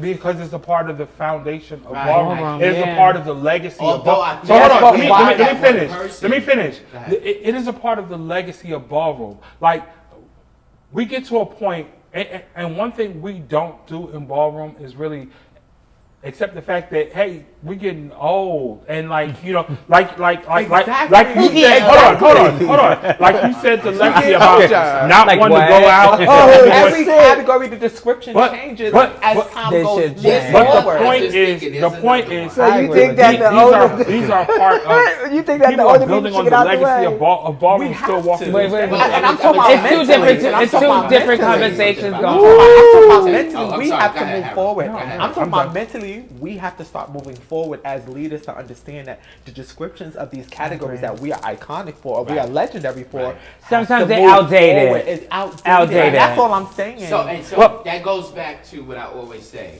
The game stays the same. Only thing that changes are the people. So when you start to incorporate your personal feelings, it fucks up the game. And so it gives open doors for a lot of remedial things to happen. Or You understand what I'm mediocre saying? talent. Mediocre. Mediocre, right? So Bland. Point taken to what you're saying. Why should we have these categories? Why should this category still exist? Because of James's opinion or whatever. And to Harold's thing is because that is a category which has now become a legacy in ballroom. And some people still feel that they fit that persona. So wait a minute. Okay. Wait a minute. Because of my opinion and who I am for the category, yes, it holds weight, and yes, we can eliminate it. But I would feel bad in eliminating it because then it's saying to the other people, and it is saying to the other people, I don't see you like that. You Okay, know? so what about no? But we have to start Revisit it and what about change it being out. honest in our community? We get because attacked. I think we no, get attacked. but then that's okay. I think We get it has to attacked. be We That's get okay. maced. We get No, maced. no, We get I maced. say that We get attacked. we have to start standing together as a line to say you can have your voice of reason to attack, but once you start to get aggressive in that moment, then you have to start being held accountable. That's your And- house. Yeah, Your house your has house. to No, keep but not you- just your house. No, I'm Your- saying, the but that's where community it starts, has to though. start to come together. If I chop you because I don't see your thug realness and you are coming at me, yeah. your house is supposed to Right, stop. right, yeah, The commentator is supposed to stop. But 'Cause what I'm some of them houses promote But that. that's my point. Yes, That's some of them my promote point. that. That's my point. Because you have the mothers and fathers approaching the Yes. people asking you the question. Don't ask me no question about my judging decision. And Well, that, you know why? In that, wait a minute, in that moment, because you're not gonna get the answer you like. Come to me afterwards, okay. after everybody's emotions have leveled off a little bit, and we can discuss it. And I might give you pointers on how to be do it better. That's And a me. part of the problem is because those leaders don't want to take ownership Right. for the fact that they're, you know what, I got you out here and you're not right. So listen, it's- y'all keep the same energy. Some of y'all are aligned with individuals who Uh-huh. tend to break the rules or might be kind of like shit starters or bullies or whatever in the scene. Yeah. Do y'all keep the same energy With them. with these people? Yes, I do. Yeah, I know you. And do. I do know it you. do. publicly. I know you. Yeah. I do know it you. publicly. I will pull you by your collar. It used to be a synopsis that my girl, if I caught you in the after hours, I would come with my nigga be cool stick. Oh And I shit. would beat Oh, your I ass. remember that. Oh my God. Remember the nigga be cool Because I stick? didn't Oh, like- you I don't didn't remember. like- Oh. I used to have this long stick and it had a nunchuck at the top of it. I used to bring it to balls and I would stomp it on the ground and I would twist the top around. If somebody called me and told me that one of my children, whether they were in my house or not, was in the after hours, I would get up out my bed and I would get in the car. I would get in the cab and I would kick in the after hours door and I would beat your ass. Oh my gosh. Oh, maybe that's why she's. Right. Oh my God. So you are so fierce. Why you keep reflecting the past? Maybe it's the old school, but I remember like that back in the It's day. the old school. We got. Just 5-minute warning. Okay. I just want to say this, And then we'll go to but the very phone. quickly. No, we can take a That's when we dealt with the heavy hand. Like your fan, I remember you going nights looking for specific I would people. look for you. When like I saw that firsthand, I ran one moment. Right, on 14th but Street. yeah, shut up. But James was really one of those ones that will come and search and look for you to grab you away from your situation. Right. And it would get physical. So most time when you heard they was coming, you was out. Even on the panels, if I felt like that you was one of mine and you walked, and before you got chopped, I would give you. You wasn't right. Yeah. I would go just like that. I'm big on holding people accountable. I'm big on pulling up on people. Yes. Like, you know, I mean, I think you can see different people post that they post on social media. I'm going to pull up on you Right. and tell you, you know, hold you accountable. And it's not just you a newbie. You can be a whole mother, you know. But whatever. what about y'all So judging? about How that, politically even from correct mothers. are you with the judging? Like, you know, if it's like one of your closest friends and their house kids are walking and they're not good, are you I chop making them. some? So the reason I said like I have my generation, I have we were like students, all of us. Y'all kind of held us to the fire with everything, whether it was leader, like you taught me, even me watching how you disciplined certain people with certain things. I saw the avenue change. I saw how you grew in different. I remember one time you said to me, you was like, "Yeah, I can't carry like how I used to back in the day because I want to, you know, I want to get the Father's Day, Happy Father's Day. I want to get those type of moments." So when I hear stuff like that, right, I feel like it's like, damn, well, what happened to the new generation? Why they are not being able to be led this way any longer? Because I feel like when you have these categories like thug realness, you have these other, they're not getting the true understanding of what ballroom is. I think we bonded more back in the day. So it's But like I a mean- So we conundrum. trusted more Because of one them. minute you're saying that Yes. it's like a conundrum. Because one minute you're saying that we don't have those old traditions and those values, and then another instance you're saying throw those out because these are new things and y'all need to get with the See, this is new. when people say stuff like this, they don't really hear me. No, wow, that's they not what she's assume saying. that's not I'm what just I'm saying. asking you. No, She's because not you what made she's a statement. So I'm just going to correct you. She's So not what saying I'm saying is that both does matter. It's not that I want you to throw it away, but you threw it away, but you don't want to realize that. I feel like the leaders threw things away and decided to move past it, but we're not realizing that as leaders that we have to sit here and be honest to say, does this category really matter anymore? Because did I describe, because you, regardless of what it is, Right. this is a judge going to be, you're going to be on a panel one day, Right. you know, and you're going to be like, no, these are not thug realness, these are not thug realness. Right. So his opinion does matter. And because that description in his mind is still the same, Right. he's not seeing it how it is as today. And these new Well, thug whose realness, opinion matters more then? wait, Because if that's why there's a there's difference of different judges, opinion, right? no, but when you have these Thug realnesses are not understanding what it is to be. I know what Femme Queen performance is. And Harold, he don't work for Femme Queen performance, but he described it and showed me and educated me with certain things to understand. And he don't work Femme Queen performance, but he told me what I had to do. He showed me what I had to do to be who I am today. And I feel like we don't have that in today's ballroom. And that's what I'm saying. It's not that So I'm you're saying talking about that the new I wanna leaders. it's not that I'm saying I want to throw away these categories, but I'm saying she's inquisitive. does it even matter why they're still around? Why we do the things that we do? Because some leaders are leaders that ain't supposed to be leaders, but That's a big thing. That is one of the big problems in ballroom, and what has watered down ballroom is the fact that there becomes these opportunities for people when they're not really ready to lead. They don't care about leading. They don't care about developing people. They care about the title. They care about the LSS. Ooh, they care about the adulation that comes with it. But everything else that comes in with developing people and getting them to understand and making them students of the game doesn't happen. And that happens too often. And also, as individuals grow and become legends in their category and also icons, they don't necessarily take the lessons that they got and pass them on to people. Exactly. So it's not only solely on those people that are the heads of their respective organizations, it also is for these people within their respective categories to make sure that they're, teaching people, whether within their house, within their community, and showing people how to get better. If the real measurement of a person becoming an icon is, as you're a legend, how are you improving the community around you? And if you're not doing that, that's a whole nother conversation. But see, even going back to what you're saying, and in retrospect to all of that, you said something during the break about us being elders and stuff like that, and we're not really supposed to be here anymore. That was gonna. I wouldn't say that. I wouldn't say that. Let me Let me elaborate.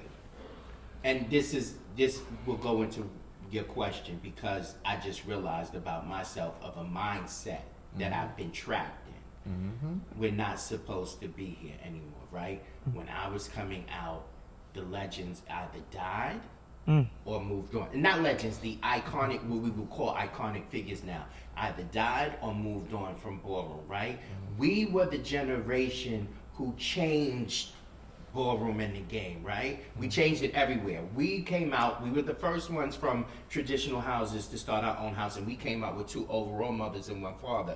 We changed the game in our sense, right? And then all the rules changed and everything. Also, we were living longer. We were able to stay longer. We were able to continue to participate and stuff like that, right? For me, not for anybody else, this is the mindset I always think about. I got lost in that because I kept to the old tradition of ballroom. Like when I said earlier, the game stays the same. Only thing that changes is the player. But am I really paying attention to the change of the players, or am I just focusing on the game and not paying attention to the players? Where I should be paying attention to the game and the players, right? And so when I come out, I no longer chop people. Right? And not for fear to be attacked, because I'll whoop your ass. Let it be known, this 52-year-old gets down. You understand? Young, older, whatever. I can give an ass whooping and I can take one and I'll be okay with it.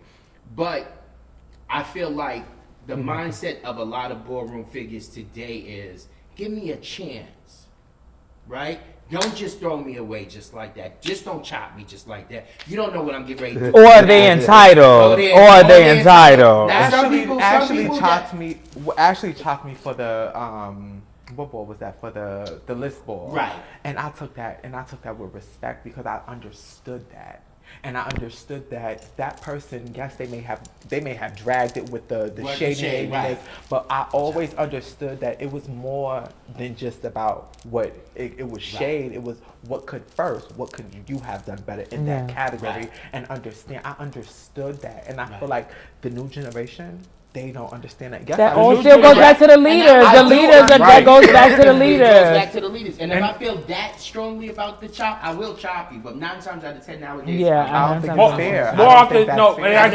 But see, I hear you. but you feel it's not fair because of what you've been through. But that also what you've been through really has shaped you and made you A better person, a better contender. Right, exactly. The problem in ballroom is people prepare for 10s. They prepare for People prepare for 10s. They look at a flyer. Right. The flyer says all black. They come in all black. Okay, how you gonna win the category? How you gonna battle? gonna do? Right. What's your strategy? What's your strategy? People do not prepare, and the problem is again, there's a lack of leadership preparing people to know how to really walk balls. Going back to realness, this is where a lot of times, too often, people will just a regular realness category. People lose sometimes because of this. Excuse me. You over here, Snooki over here. Before you realize it, you down 3-0 because the other person is on in front of that the side, piano. you down here looking, or your leader hasn't told you. You new in the scene. Your leader hasn't told you. Get the attention. Make you eye contact. You battle an icon. Don't waste your time battling, just selling it to James. Yes, sell it to them. Yes, eye contact. Right? Eye contact. Make a moment when you first hit that floor, because sometimes that moment wins you the whole category. Because that's so like. See how y'all are educated? But see, Yeah, the problem is, but we are different. We from a different Asians. generation. But this is the problem. You could see me on the. I'm sorry. Go ahead. Let me just finish. This is the problem, because when as a leader you try to teach people under you to do these things, to teach people, to train people, somebody else says, "Oh, Harold don't want to give you a leadership position. Oh, come on over here." Right. And then before they're gone, no, really, they go over there. It's no shade. I love people down. I love people that everybody has been Balenciaga. I don't read whatever. Most of them left to go be parents. Y'all flopped. Oh. Yup, for real. I didn't flop. Not you. It was a flip flop. You said we're gonna keep it real. Asia. No, okay. But No, you see me at the back of the runway telling that into somebody's ear that I don't even know. Like, this thing you gotta do this. But my point is two things. One, if you're going to be a parent, okay, make sure for the most part you got what you want for your career. Yes, You can't focus on developing people if you still so focused on what you got to do to be successful on the floor. Exactly. Yes. Because Yes. you're legendary doesn't constitute you to And become mother and father. And because you get a bunch of And likes. everybody ain't mother and father. material. I tell that all the But we time. see my thing, like, okay, Okay, come I on, we gotta drag understand- that. No, I definitely understand everything y'all saying, and I definitely get what you're saying, everything. I just feel like there's a disconnect with the new, because we have this thing about ballroom, everybody is welcomed and everyone can be a part, that you start to make things more open for people that don't carry the same definition. If I start my own house, right? I start my own house, even if I'm not a legend or icon, I'm now I'm now part of ballroom in a leadership way. Exactly. Where I'm teaching my kids, no, we're not doing it that way. I just got here, mind you. I'm new. I just got in here. I just got into ballroom, and because we allow this, I'm changing things in a way that it's not really good. There's no book. So it's not working. And I feel like when you have that type of energy going on, and because I feel like the leaders of ballroom haven't said, you know what, let's close the gate. Let's really, because ballroom is not just what it was back in the day. No. We're in a different era where ballroom is like a corporation. We don't want to say that because you don't want to hear the sound. It's like, ooh, we're not giving, no, we're not. We really are. That's But weird. I like people Categories are to $5,000 now. Right, exactly. Right. Exactly. But I like people to learn from their own experiences. You understand? And I had to. You gotta come give them to me, guidelines. You come to me and I give you the guidelines of it all. Or if I feel like, you know what, maybe I should really talk to this person or whatever like that. Hey, you know, Bubba, can I talk to you for a minute? I don't do the inboxes and stuff like that unless you inbox me, because we know how people are scandalous on the internet. And they say that you did this and you did that. No, I did not. Unless you inbox me. But if I see you in person, I'm always watching. Like I said, I will pull a person to the side like, hey, you know, I've been watching you, da-da-da. Maybe you should take into consideration, blah, blah, blah, blah, blah, blah, blah, blah, blah. And if you have any questions, hit me up. Anybody under me and my leadership that I see as a leader or something, I tell them where they're lacking. Right, No, you do. exactly. This is what you need have to be to. better You at have for, to. like, you know what I'm saying? I can be honest. I feel like y'all all. I feel like And it's y'all crazy do. because sitting here on this couch, like I'm hearing so many different solution-based conversations that give you all the solution. I can be honest with that. You do that, and I think that that's where leaders are not doing that. They're just like, oh yeah, you're fab, instead of telling you, because you like, and that comes from knowing you. Like, I always tell people that she sharpened me up in areas. It wasn't always good, but it also has to be indicative on the person who's in the house to be ready to receive that. That's why you can't put somebody in leadership if you already know, if you give them this and you say something to them and they react differently, they cannot be in a leadership position because they can't take correction. I will turn down some of the best because some fathers are looking at the aesthetic or something, or this showpiece, or we need to get her, we need to get such and such, and this bitch can't even order an Uber for herself. Like, you know, it's just little simple things. I disagree. It's just little stuff that I'm like, no, like then you're gonna have problems down the line. I think it should be everything. I think you have to understand what people's role can be. I think ballroom is more like as a leader. No, just because you're an overall mother, you're an overall father, don't mean I need you to leave my house. Sometimes you are the face. Sometimes I need. Sometimes I think the doll era. No. The doll era never went nowhere, and that's the problem. The doll never went. No, I'm not saying that. That's why when we say things like, "Well, where's the femme queen?" Because y'all are expecting no, that's women. not what I'm saying. There I'm are not some women in the community who only love to just be a doll, and they don't have. They don't want to be a part of it. But find that house. I've never been that girl. Like, so I don't like girls. But here's the biggest mistake. Here's competition. But here's what. Hold on, Travis. There it is. Hold on. Here's the biggest mistake. Here's the biggest mistake. We're looking at this with a monolithic view. Okay, this is how it should be, because what Balenciaga wants is going to be different from what Mugler wants, which is going to be different from Tisci, which is going to be different from Icon, which is going to be different from Argila. So. I'm not a Marjan. Well, I'm still a double out. We know that, and I wasn't pointing at you when I was saying Marjan. Oh, I thought you was. I'm sorry. Well, I love the vibe. I could have been pointing. Well, I don't. I just really just wish that, to be honest. No, hold on. But let me every time, like somebody comes here and say that, you just because I'm not. She was moving on. Is this our turn now, bitch? No. We don't have to howl like what the fuck? Yeah, let's do it. Because you fucking abandoned me. Now we can have that. Because I just abandoned me. Love don't live here anymore. No, I'm just kidding. I will all love the brand. Go ahead. We're gonna take that out. So I think that it really is about what an organization wants. What do you have to know what you want out of a mother? What do you want? If you're an executive board, you're an overall father, do you want a trophy mother? Do you want a person just to come in and, girl, you come out 3-4 balls and turn it, this and that, let us know what you need? Do you want somebody who's on everybody's birthday post and very, coming to the... You need her baking. Why is she on everybody's... But it depends on the organization. It depends on the house. It depends on the organization. Before you go any further with that, you said organization. Is there a difference between organization and house? But they are. The house is an organization. Yeah. Okay. So I'm not. You're right. So I'm not. Back to what you said, it changed. It became a business. So Organization is a business. So there are. There's also family businesses. Right, where families have businesses together. So everybody has to believe in the business. It don't matter. We can all be a family and run a bakery, right? That's where the confusion comes in. No, I don't think so. But the family. But we have my to. husband. We have to listen. We have to be honest. My husband. That you have that. It's 2024. No, but I'm houses are multi-layered, and that's just the reality. They are. And you have to know what works for your house. They're built. We try to model the house around the aspect of family, right?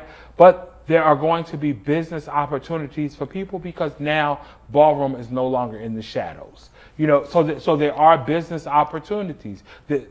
Who knows? We didn't see this, so we don't know 5 years from now. So what she said is correct. So And that's yeah, what I'm trying to I say, never see? took away No, from I'm that. not saying that. I'm never not saying taking that away you from are. that. But what I am saying is we are just multi-layered, where there can still be a family aspect, but there are going to be business. There's it still business. multi-layered? But see, but the point is, I have here's business the point. proposals. Here's the point, though.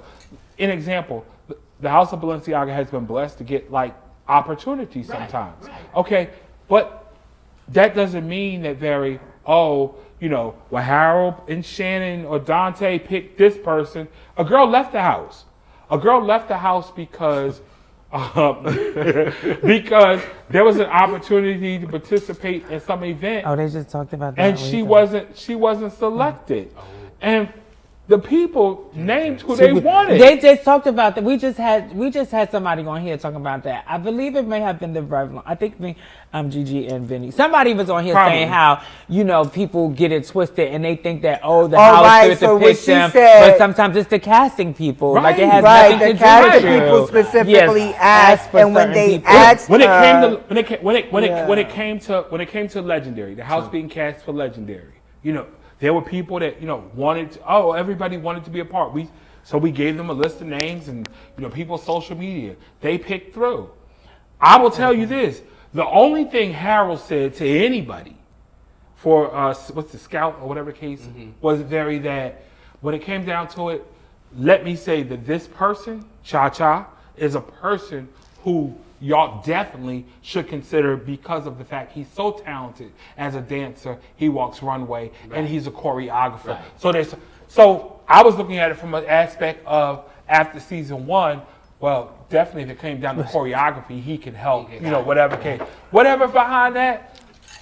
That was the So same what's thing this thing because you was somebody gonna say in about a my house holiday? was Because you was legendary. on when we. Well, was- you know what? This is what I was going to say, and this is what I was saying as far as about leaders. And you were saying holidays ain't the same. And one of the things that happens is, as people mature, we look for things to be as they were when we came into the scene, when we were growing up, this and that. But now, you're the person in the scene that's supposed to be teaching the aunties No, and but I grandmas am and now. things that put together the holidays.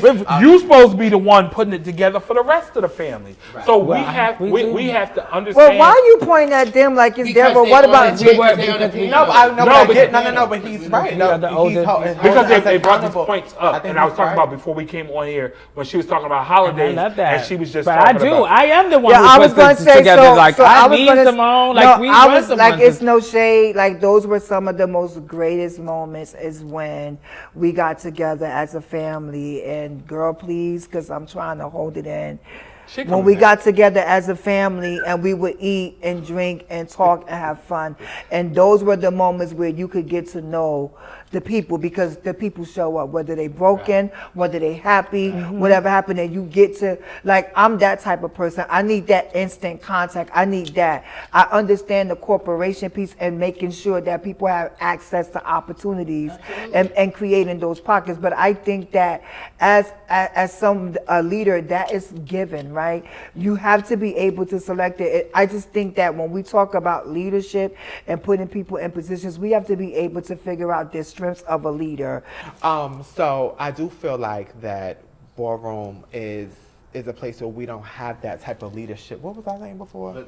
Grooming the leaders or picking. Okay, so I feel like, so I do feel like, to be honest with you guys, I respect y'all both, and I think y'all do amazing, but I think because ballroom weren't in a place where you would think where we will be as of today, like we are much further than we were. We didn't think that y'all guys are just having fun. Right. I don't think that the leaders back in the day built a legacy where they can say where I can step aside now because I built someone to take care of my baby. I don't have a leadership. I don't have a bunch of leaders right now that I can say they can get the job done. I think They with may that- not be able to fill before my you answer. shoes, but they can get the job done. Because for you, let me ask you this question. Do you actually have a bowl of people that y'all can say, okay, I can trust them with this? No, and I'm gonna tell you, I'm gonna answer that. Ashley has, she has someone one person that she will give it to. Right. She has one person that she will give it to, and the person or the people I knew could have done it are no longer with us, and that's my son Twan Muglia. I was getting ready to give it to him. Oh, Twan I was was really gonna give good. it to him. I was gonna say, hey, I'm gonna ask Twan to come be the father. Why? Because I saw the elements of not me, but the elements of a father who would run a house the way a house should be ran. No, In my thought pattern. In my thought pattern. But giving him the space. But he wasn't in his house. And that's what I think is the problem. Wait a minute.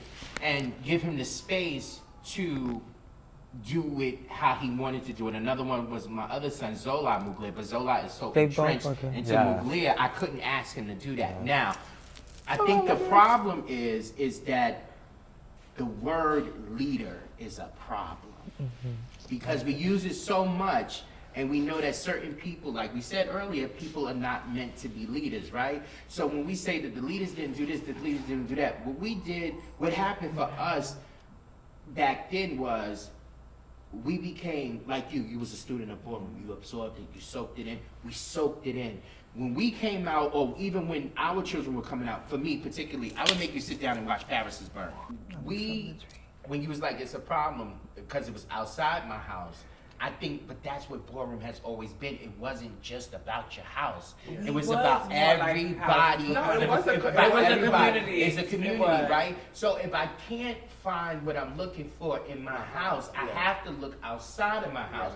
But my job, that's how I became a Balenciaga. but my job is right. But my job is to to inform my house before I make the decision and hear my house's opinions on what I'm getting ready to bring this outsider in to the fold. Now, I always say this, and Davina can attest to this, I never cut off my nose to spite my face.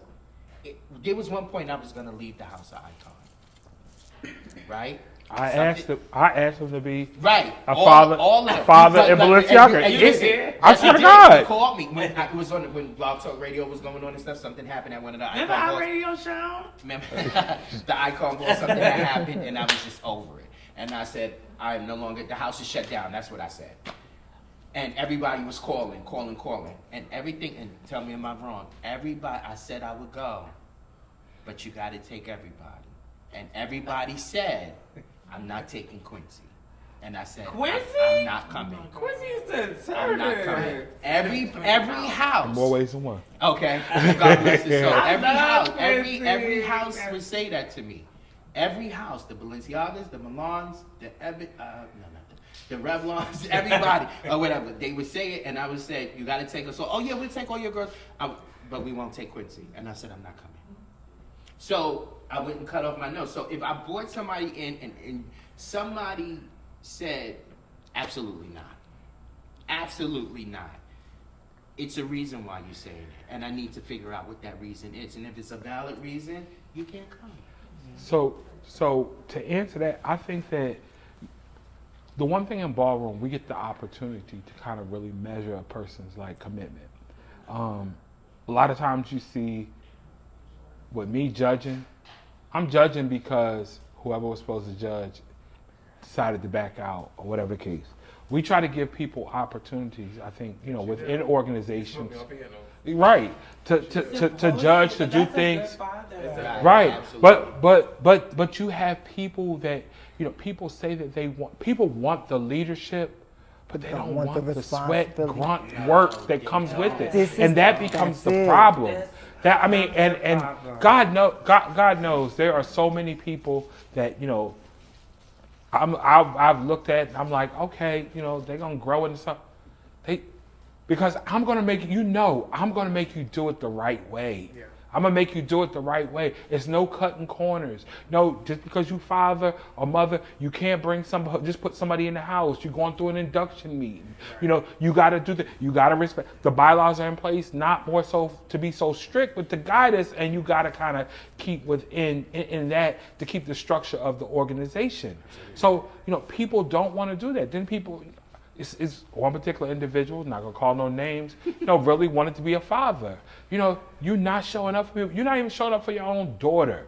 Wow. You know what I'm saying? You're not, you telling people, That's I got your effect. You're not showing up at the balls, this and that, whatever the case. That don't work. Because And you have to because be honest with yourself when you're a leader, and you can't meet those. So things and that was to it. So really that was just where I start was to- going. I'm sorry. That's where I was going with that. It's the communication piece for me and managing expectations of the leaders who you put in place and being transparent. So therefore, those who are following them have an understanding of their capacity and their specific role. Going back to what Asia was saying, there's a space for everyone. Like if someone has a mother or a leader that does this perspective thing, or this is what they signed up for, making sure that people in the house understand that. Like for example, and like respect that. For example, like if it is a trophy mother, or if it's a mother who says, this is what I'm doing, this is the limit, right? Making sure that the members know that that's how you access that mother, because they may be coming in and they're expecting different things, and then they'll start saying this, well, she's not checking in on me. I don't respect her because she doesn't call me, or so my thing. But wait, so right, but this is what, but that's what I'm. But this is what I'm saying. Wait, but when you do that, right? Because your house is successful. You know, when your house was very successful at one time. We're talking about the Sabrinas, like you had the lineup of the lineups. I mean, you still do. What I will say is that how, as parents and as founding fathers, how do you manage that expectations? So here's my thing, right? I am aggressive. One thing I hate is when people say, "Oh, I'm trying to steal somebody from somebody's house." I'm not stealing nobody from nobody's house. There's probably a handful of people that I've asked over the course of time to say, "Hey, you come this way," probably because your house has already asked, members. The one thing, here's my philosophy. When it comes to ballroom, you get no notifications, okay? You can stack your house up and have all the people for whatever category. You don't know who's going to be in a relationship in 6 months. You don't know who's going to get a new job, who's going to all of a sudden be over ballroom. So to me, you have to always be getting ready for the next cycle, because ballroom is ever changing. There are no guarantees. And I want to say to both of you that when I ask y'all those questions, it's not to say that y'all are not doing No. Everything is It's education. more of an education. It's a training. Right, yeah. That's the purpose of this happy platform. that, But it helps exactly. me. But it got me to thinking as well. So Right. it's good Yeah, that you I asked think- that. because I think it's important for people to hear that, but I also love that we get to have this conversation. Yeah. Well, Yes. but it's such a hard balance, right? Because I'm influential and he's very fucking influential, right? Ooh. So if I believe that doing this work, you have to want to do it. You do. Because if I say, "Oh, Asia, I want you to be mother," because you have a level of respect for me, you may not really want to do it, but because I asked you or because James asked you, you may do it for that reason. To me, if you're going to be a leader, you have to want to do it. Part two, when people say, "Oh, well, I wasn't asked to be a leader, this, that, whatever."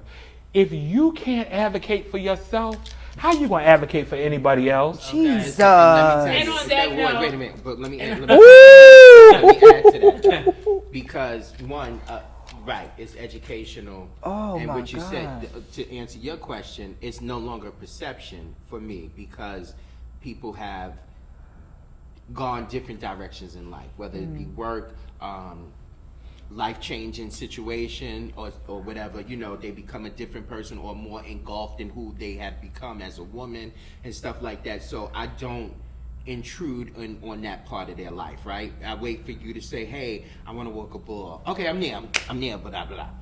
Going what you're saying is correct. Like, I did that to somebody, and it took me 25 years to realize I did that to them.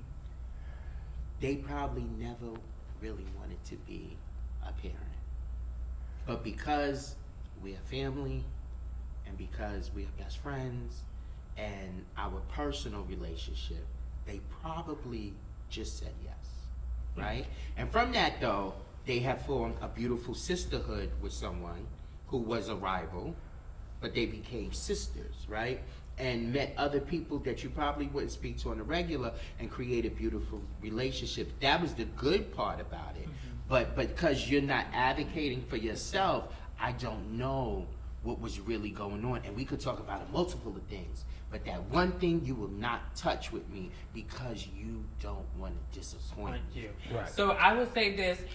We could go on and on and on forever with this conversation. As you see, we have, we definitely will have to bring you guys back another time because we can go over. You guys have a lot to say, and we have a lot to ask you because y'all are big figures.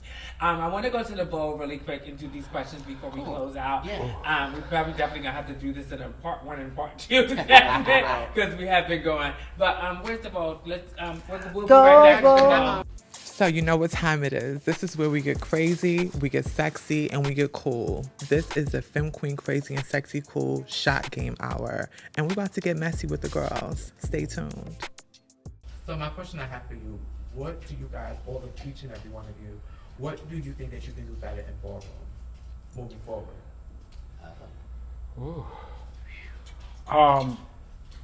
Be more straightforward with the bullshit. Just be straightforward. I mean, I think that, oftentimes we try to not ruffle feathers. I think for me is stop playing the background.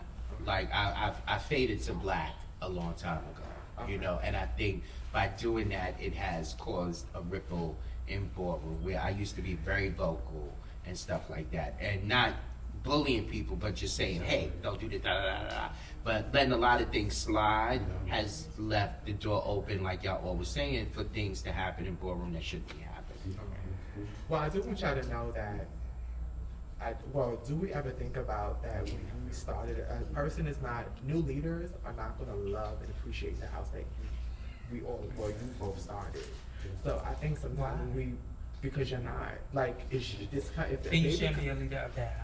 No, that's not true. You just have to have an understanding. If you want your house to die when you do, bitch, if the person is not going to love and appreciate it, then why carry it on? Because they're not going to be, they're not going to be. Realistically, a baby coming out of you, you're not going to love it the way I would, right? Probably not, but you can still love it. Like, people adopt babies. I'm not and saying that you still have love they it, but I it think like their own. sometimes as leaders, we want them to, it's like when this is a baby, I want you to carry it the way I do.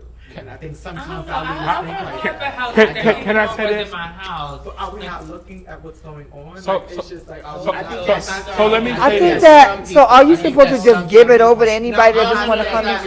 I'm saying that we have to start being able to take chances. No, I wholeheartedly. And not want them to do it the way that we did it. May not be here for 40 years. You may just be in this parent leadership role for 2 years because you only, your only ability is to be. You don't have nobody to go. Right. You have someone else. Go, Bo, go, Bo. Oh, that's fierce. So what's the question? Oh. You still have to read it. Give you the You gotta read it. So to ask, well, maybe I need y'all to elaborate. Ashley or Sabrina, give me one. For a category. Any category. For real now. So you got to Because that's ooh. Because So if it was, so hold on. This is how you got to spend it. Yeah. So it's $10,000. Harold says, Mary, neither one of them get them J's until you break this tie. One. You caught it. What? No. Now, what you said, if it was $10,000, $10,000, break the tie. You the last judge on there, Barry. It's Ashley, Sabrina, and the judge is not giving the money unless you pick one. Right. Whoever's gonna give me a cut. Okay, next question. You love skating. The skating. What is something you regret with starting your house? What I regret with starting my house is allowing people in the house to eventually influence my decisions. I think once I started letting people, I was, like I told y'all earlier, I was a stern set. It was no, no, no, no, no. Once I started letting people influence my decisions, I feel that's the wrong direction we went, and they burned my dollhouse. The last question. Name three totally. Name three totally overrated icons. I'll take a shot. Overrated in the sense of non-deserving, or they really didn't achieve the status And however you want to, of however you want to word icon. it. Oh. I'm trying to think from my time zone, because I can't speak on anybody before me.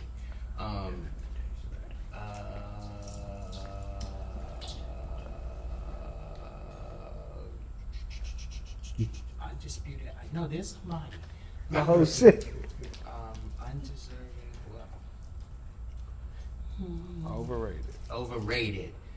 So meaning that they get all this adulation in life and it's not deserving, right?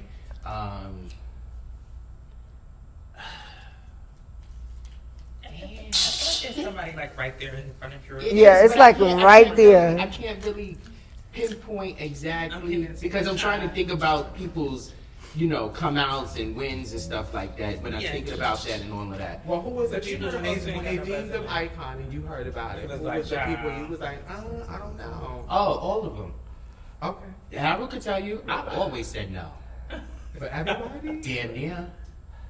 I think because icon is a very prominent title to give to somebody, right? And I tell people this all the time. I don't consider myself to be an icon.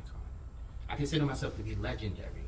Iconic is just somebody that has done so much in ballroom, has flipped it upside down. Sanaya, Ashley, Andre, Letitia, has reshaped, redefined things in ballroom, right?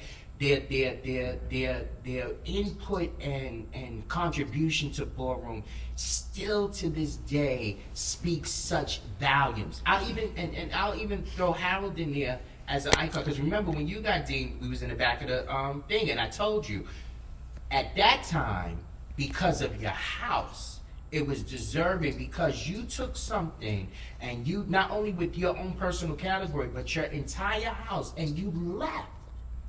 Or it was taken out of this equation for a while, and your house remained the top 5 houses in ballroom. You are deserving today of that title. I told you that in the back of that ball in Atlanta and stuff like that. So I always say no, because I don't think that some people achieve that status enough like that. And this kid that walked with Larry at the Prodigy Ball in Florida. Are you going back to the thug? No, I just had to, because I thought about that. I don't want to. So Tick ain't the only one. He thinks Duke is Right, somebody else. right, exactly. Y'all ready? The go ball. The go bowl. This bitch in the dog. What? Bitch The go- go bowl. The go bowl. This bitch digging in the go bowl. You sound like a 50s TV show. Yeah, we were Yeah, supposed we to said do we this. gotta do Thanks, this. Jack. We were supposed to be like this.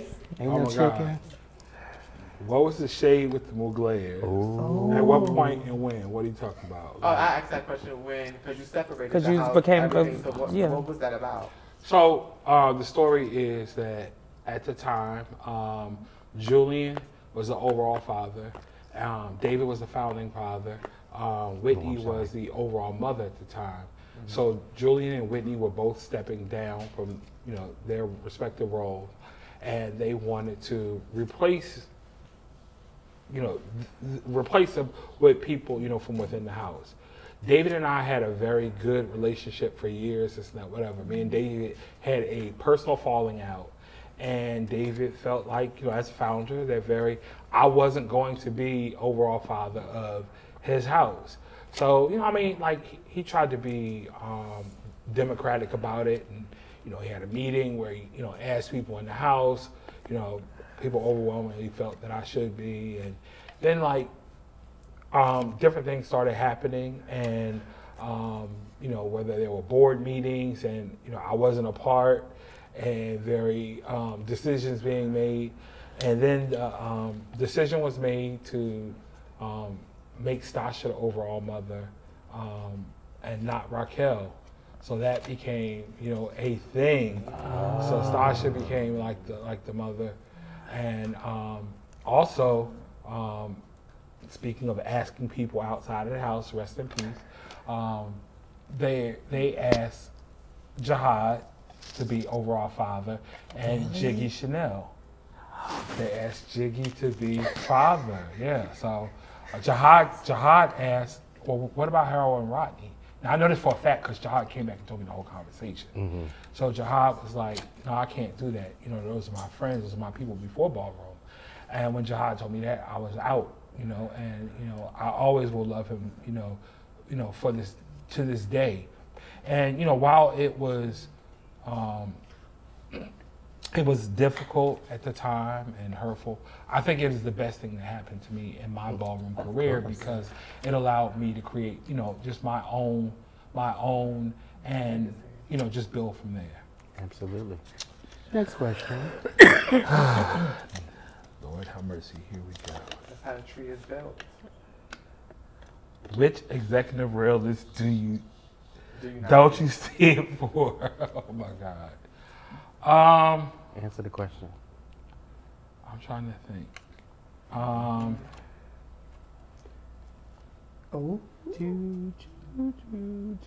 There's this guy. He's a Lanvin, and I really don't see him for it, but I don't know his name. They have so many that are like, you know, top tier. Deshaun, I love Deshaun. Deshaun is Shouts to my bro, Deshaun. yeah. And I love Nico. I mean, there's this guy, but I can't. I just don't see what other people be seeing. But yeah, Sean Khan thinks you know, I don't see it for him, but he tried. He tried it, and I beat him ballroom style. So you know, on back-to-back nights. So he has an issue, but I do see it for Sean, even though other people don't see his legendary status. Oh, oh, you threw that in there. Oh, but this one we already know. This is if you could bring back 2 members that left and why. Oh, it's a lot. It's a lot. I know a lot. Be honest. You gotta answer this. Just 2. I would definitely say Rodney is one person. Rodney is, I mean, that's my brother. Yeah. You know, like I said, one of the most important things is showing up. You know, and I think that, you know, I mean, I'm glad Rodney had his experiences. Yeah, of course. You know, he had My his nephew had the experiences, same and Rodney leaving didn't have to do with me. I'm sure. You know, anytime anybody leaves the house, it's always Harold's fault. You know, don't matter what happened, it's always Harold's fault. But you know, it was a situation with other people. Ooh. I mean, I'm torn. It's so many. I mean, I love what you've done. You're part of it, but so it would be a tie for me between you and Dee Dee. Why?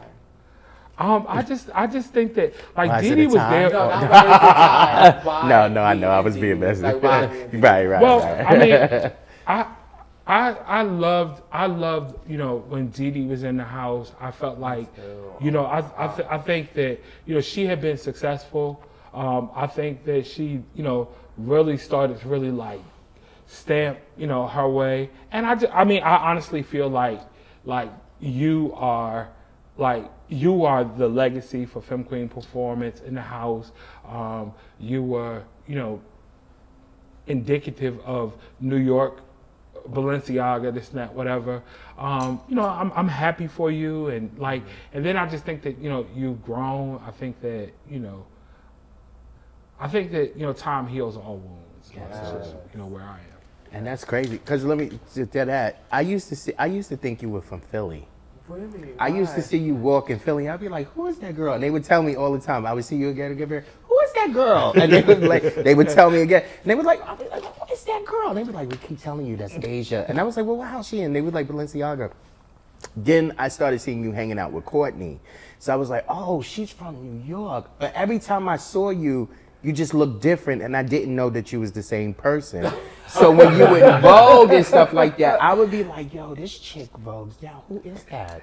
And I would do it to you at every single ball. I wasn't putting it until I saw y'all in BBQs. Remember, I saw y'all BBQs on my birthday, and y'all took a picture with me. Mm-hmm. That's when I started to realize that you were one person. Mm-hmm. And I was like, "Wow, she's a Balenciaga," because I knew that they didn't have no Femme Queen performances, and I was like, "Wow, she's the only Femme Queen performance in Balenciaga. That's hot."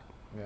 Oh, the only thing I wish we had touched on is James. What? Share your version of people always accusing you of favoritism. Does it happen for you? Me? Yes. Yeah, they think I favoritism. Oh, good. Oh. Go ahead, answer it here, baby. To be honest with y'all, I have like 157 gay children, right? And every last one of them thinks that one particular child is my favorite. Oh. And so, and they think that she could do no wrong in my eyes, and they always compare themselves to her all the time. Oh, because Miss Thing, and Miss Thing, and the shade is, and I'm sorry, y'all, my favorite died. My favorite was Kiana from Jersey. That was one of my favorites. Danielle and Kiana were so problematic that they was my favorites, and then later on, Jasmine and Tamaya became my favorites because they were my sugar and spice when they was in the house. And then Davina became my favorite. But to be honest, my favorite is a boy now. It's not even a femme queen. Is it okay to have favorites? It is. All my children are my favorite. But you know what? I love all of them. I think a lot of times people find themselves jealous of like relationships Relationships. with They other do. people, but they don't like when it comes to like Courtney, Dante, John. People will all, I don't get treated like, or Courtney All can the do this. time. They do Let me that tell you with something. me. And then they look at the personal relationship. Like Courtney calls me like 4 times a day. Like the phone Courtney's probably called me like 3 times. A million times. You know what I'm saying? So Sitting like, under the and so back. people look at those at the interaction have that you have with access those to people, you. but people don't try to pour into you the same way like those people do. Right, Yeah. you gotta have the It needs access to be it. reciprocated. And I tell my Yes. children that call me They anytime. do that. They It have needs the to same be relationship. reciprocated. Because what I do is I try not to really say I have a favorite, and subconsciously you Well, you always said do, it right? here. But I did. So what? So but I try not to. But I treat everybody the same. Right. Even though I might have a favorite, everybody gets the same love. Nobody's love is more than the next person. I just might speak to somebody more. Like Jamie is one of my favorites. And Jamie and I are very, very, very close. Cappuccino is one of my favorites, and she's all the way over there. But whenever we see each other, that's my daughter. So for me, it's always whenever I see you, we just jump right back into where we left off, and a lot of people can't do that. Yeah, stop comparing your relationship with people. 'cause You I've know been through what? that. I too. just felt I've like, been you through know, that. you I've been just through that with my like- father Al.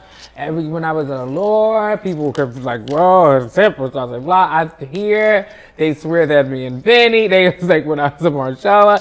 Like it's No, you always said every here. time. You said here. I mean, She did say here. When I was in said Marcella. here. Y'all heard that, right? Y'all heard her, right? She said Thank here. you. They for always catching compare that. yourself, but stop comparing yourself and build your own relationships. And on that note, this has been a wonderful episode. Another episode with the daddies of the scene. Thank you. We love y'all and We thank love y'all y'all too. for shedding We love light and y'all. answer our questions. And this has been another episode of Femme Queen Crazy. Cool. Deuces. Flowers.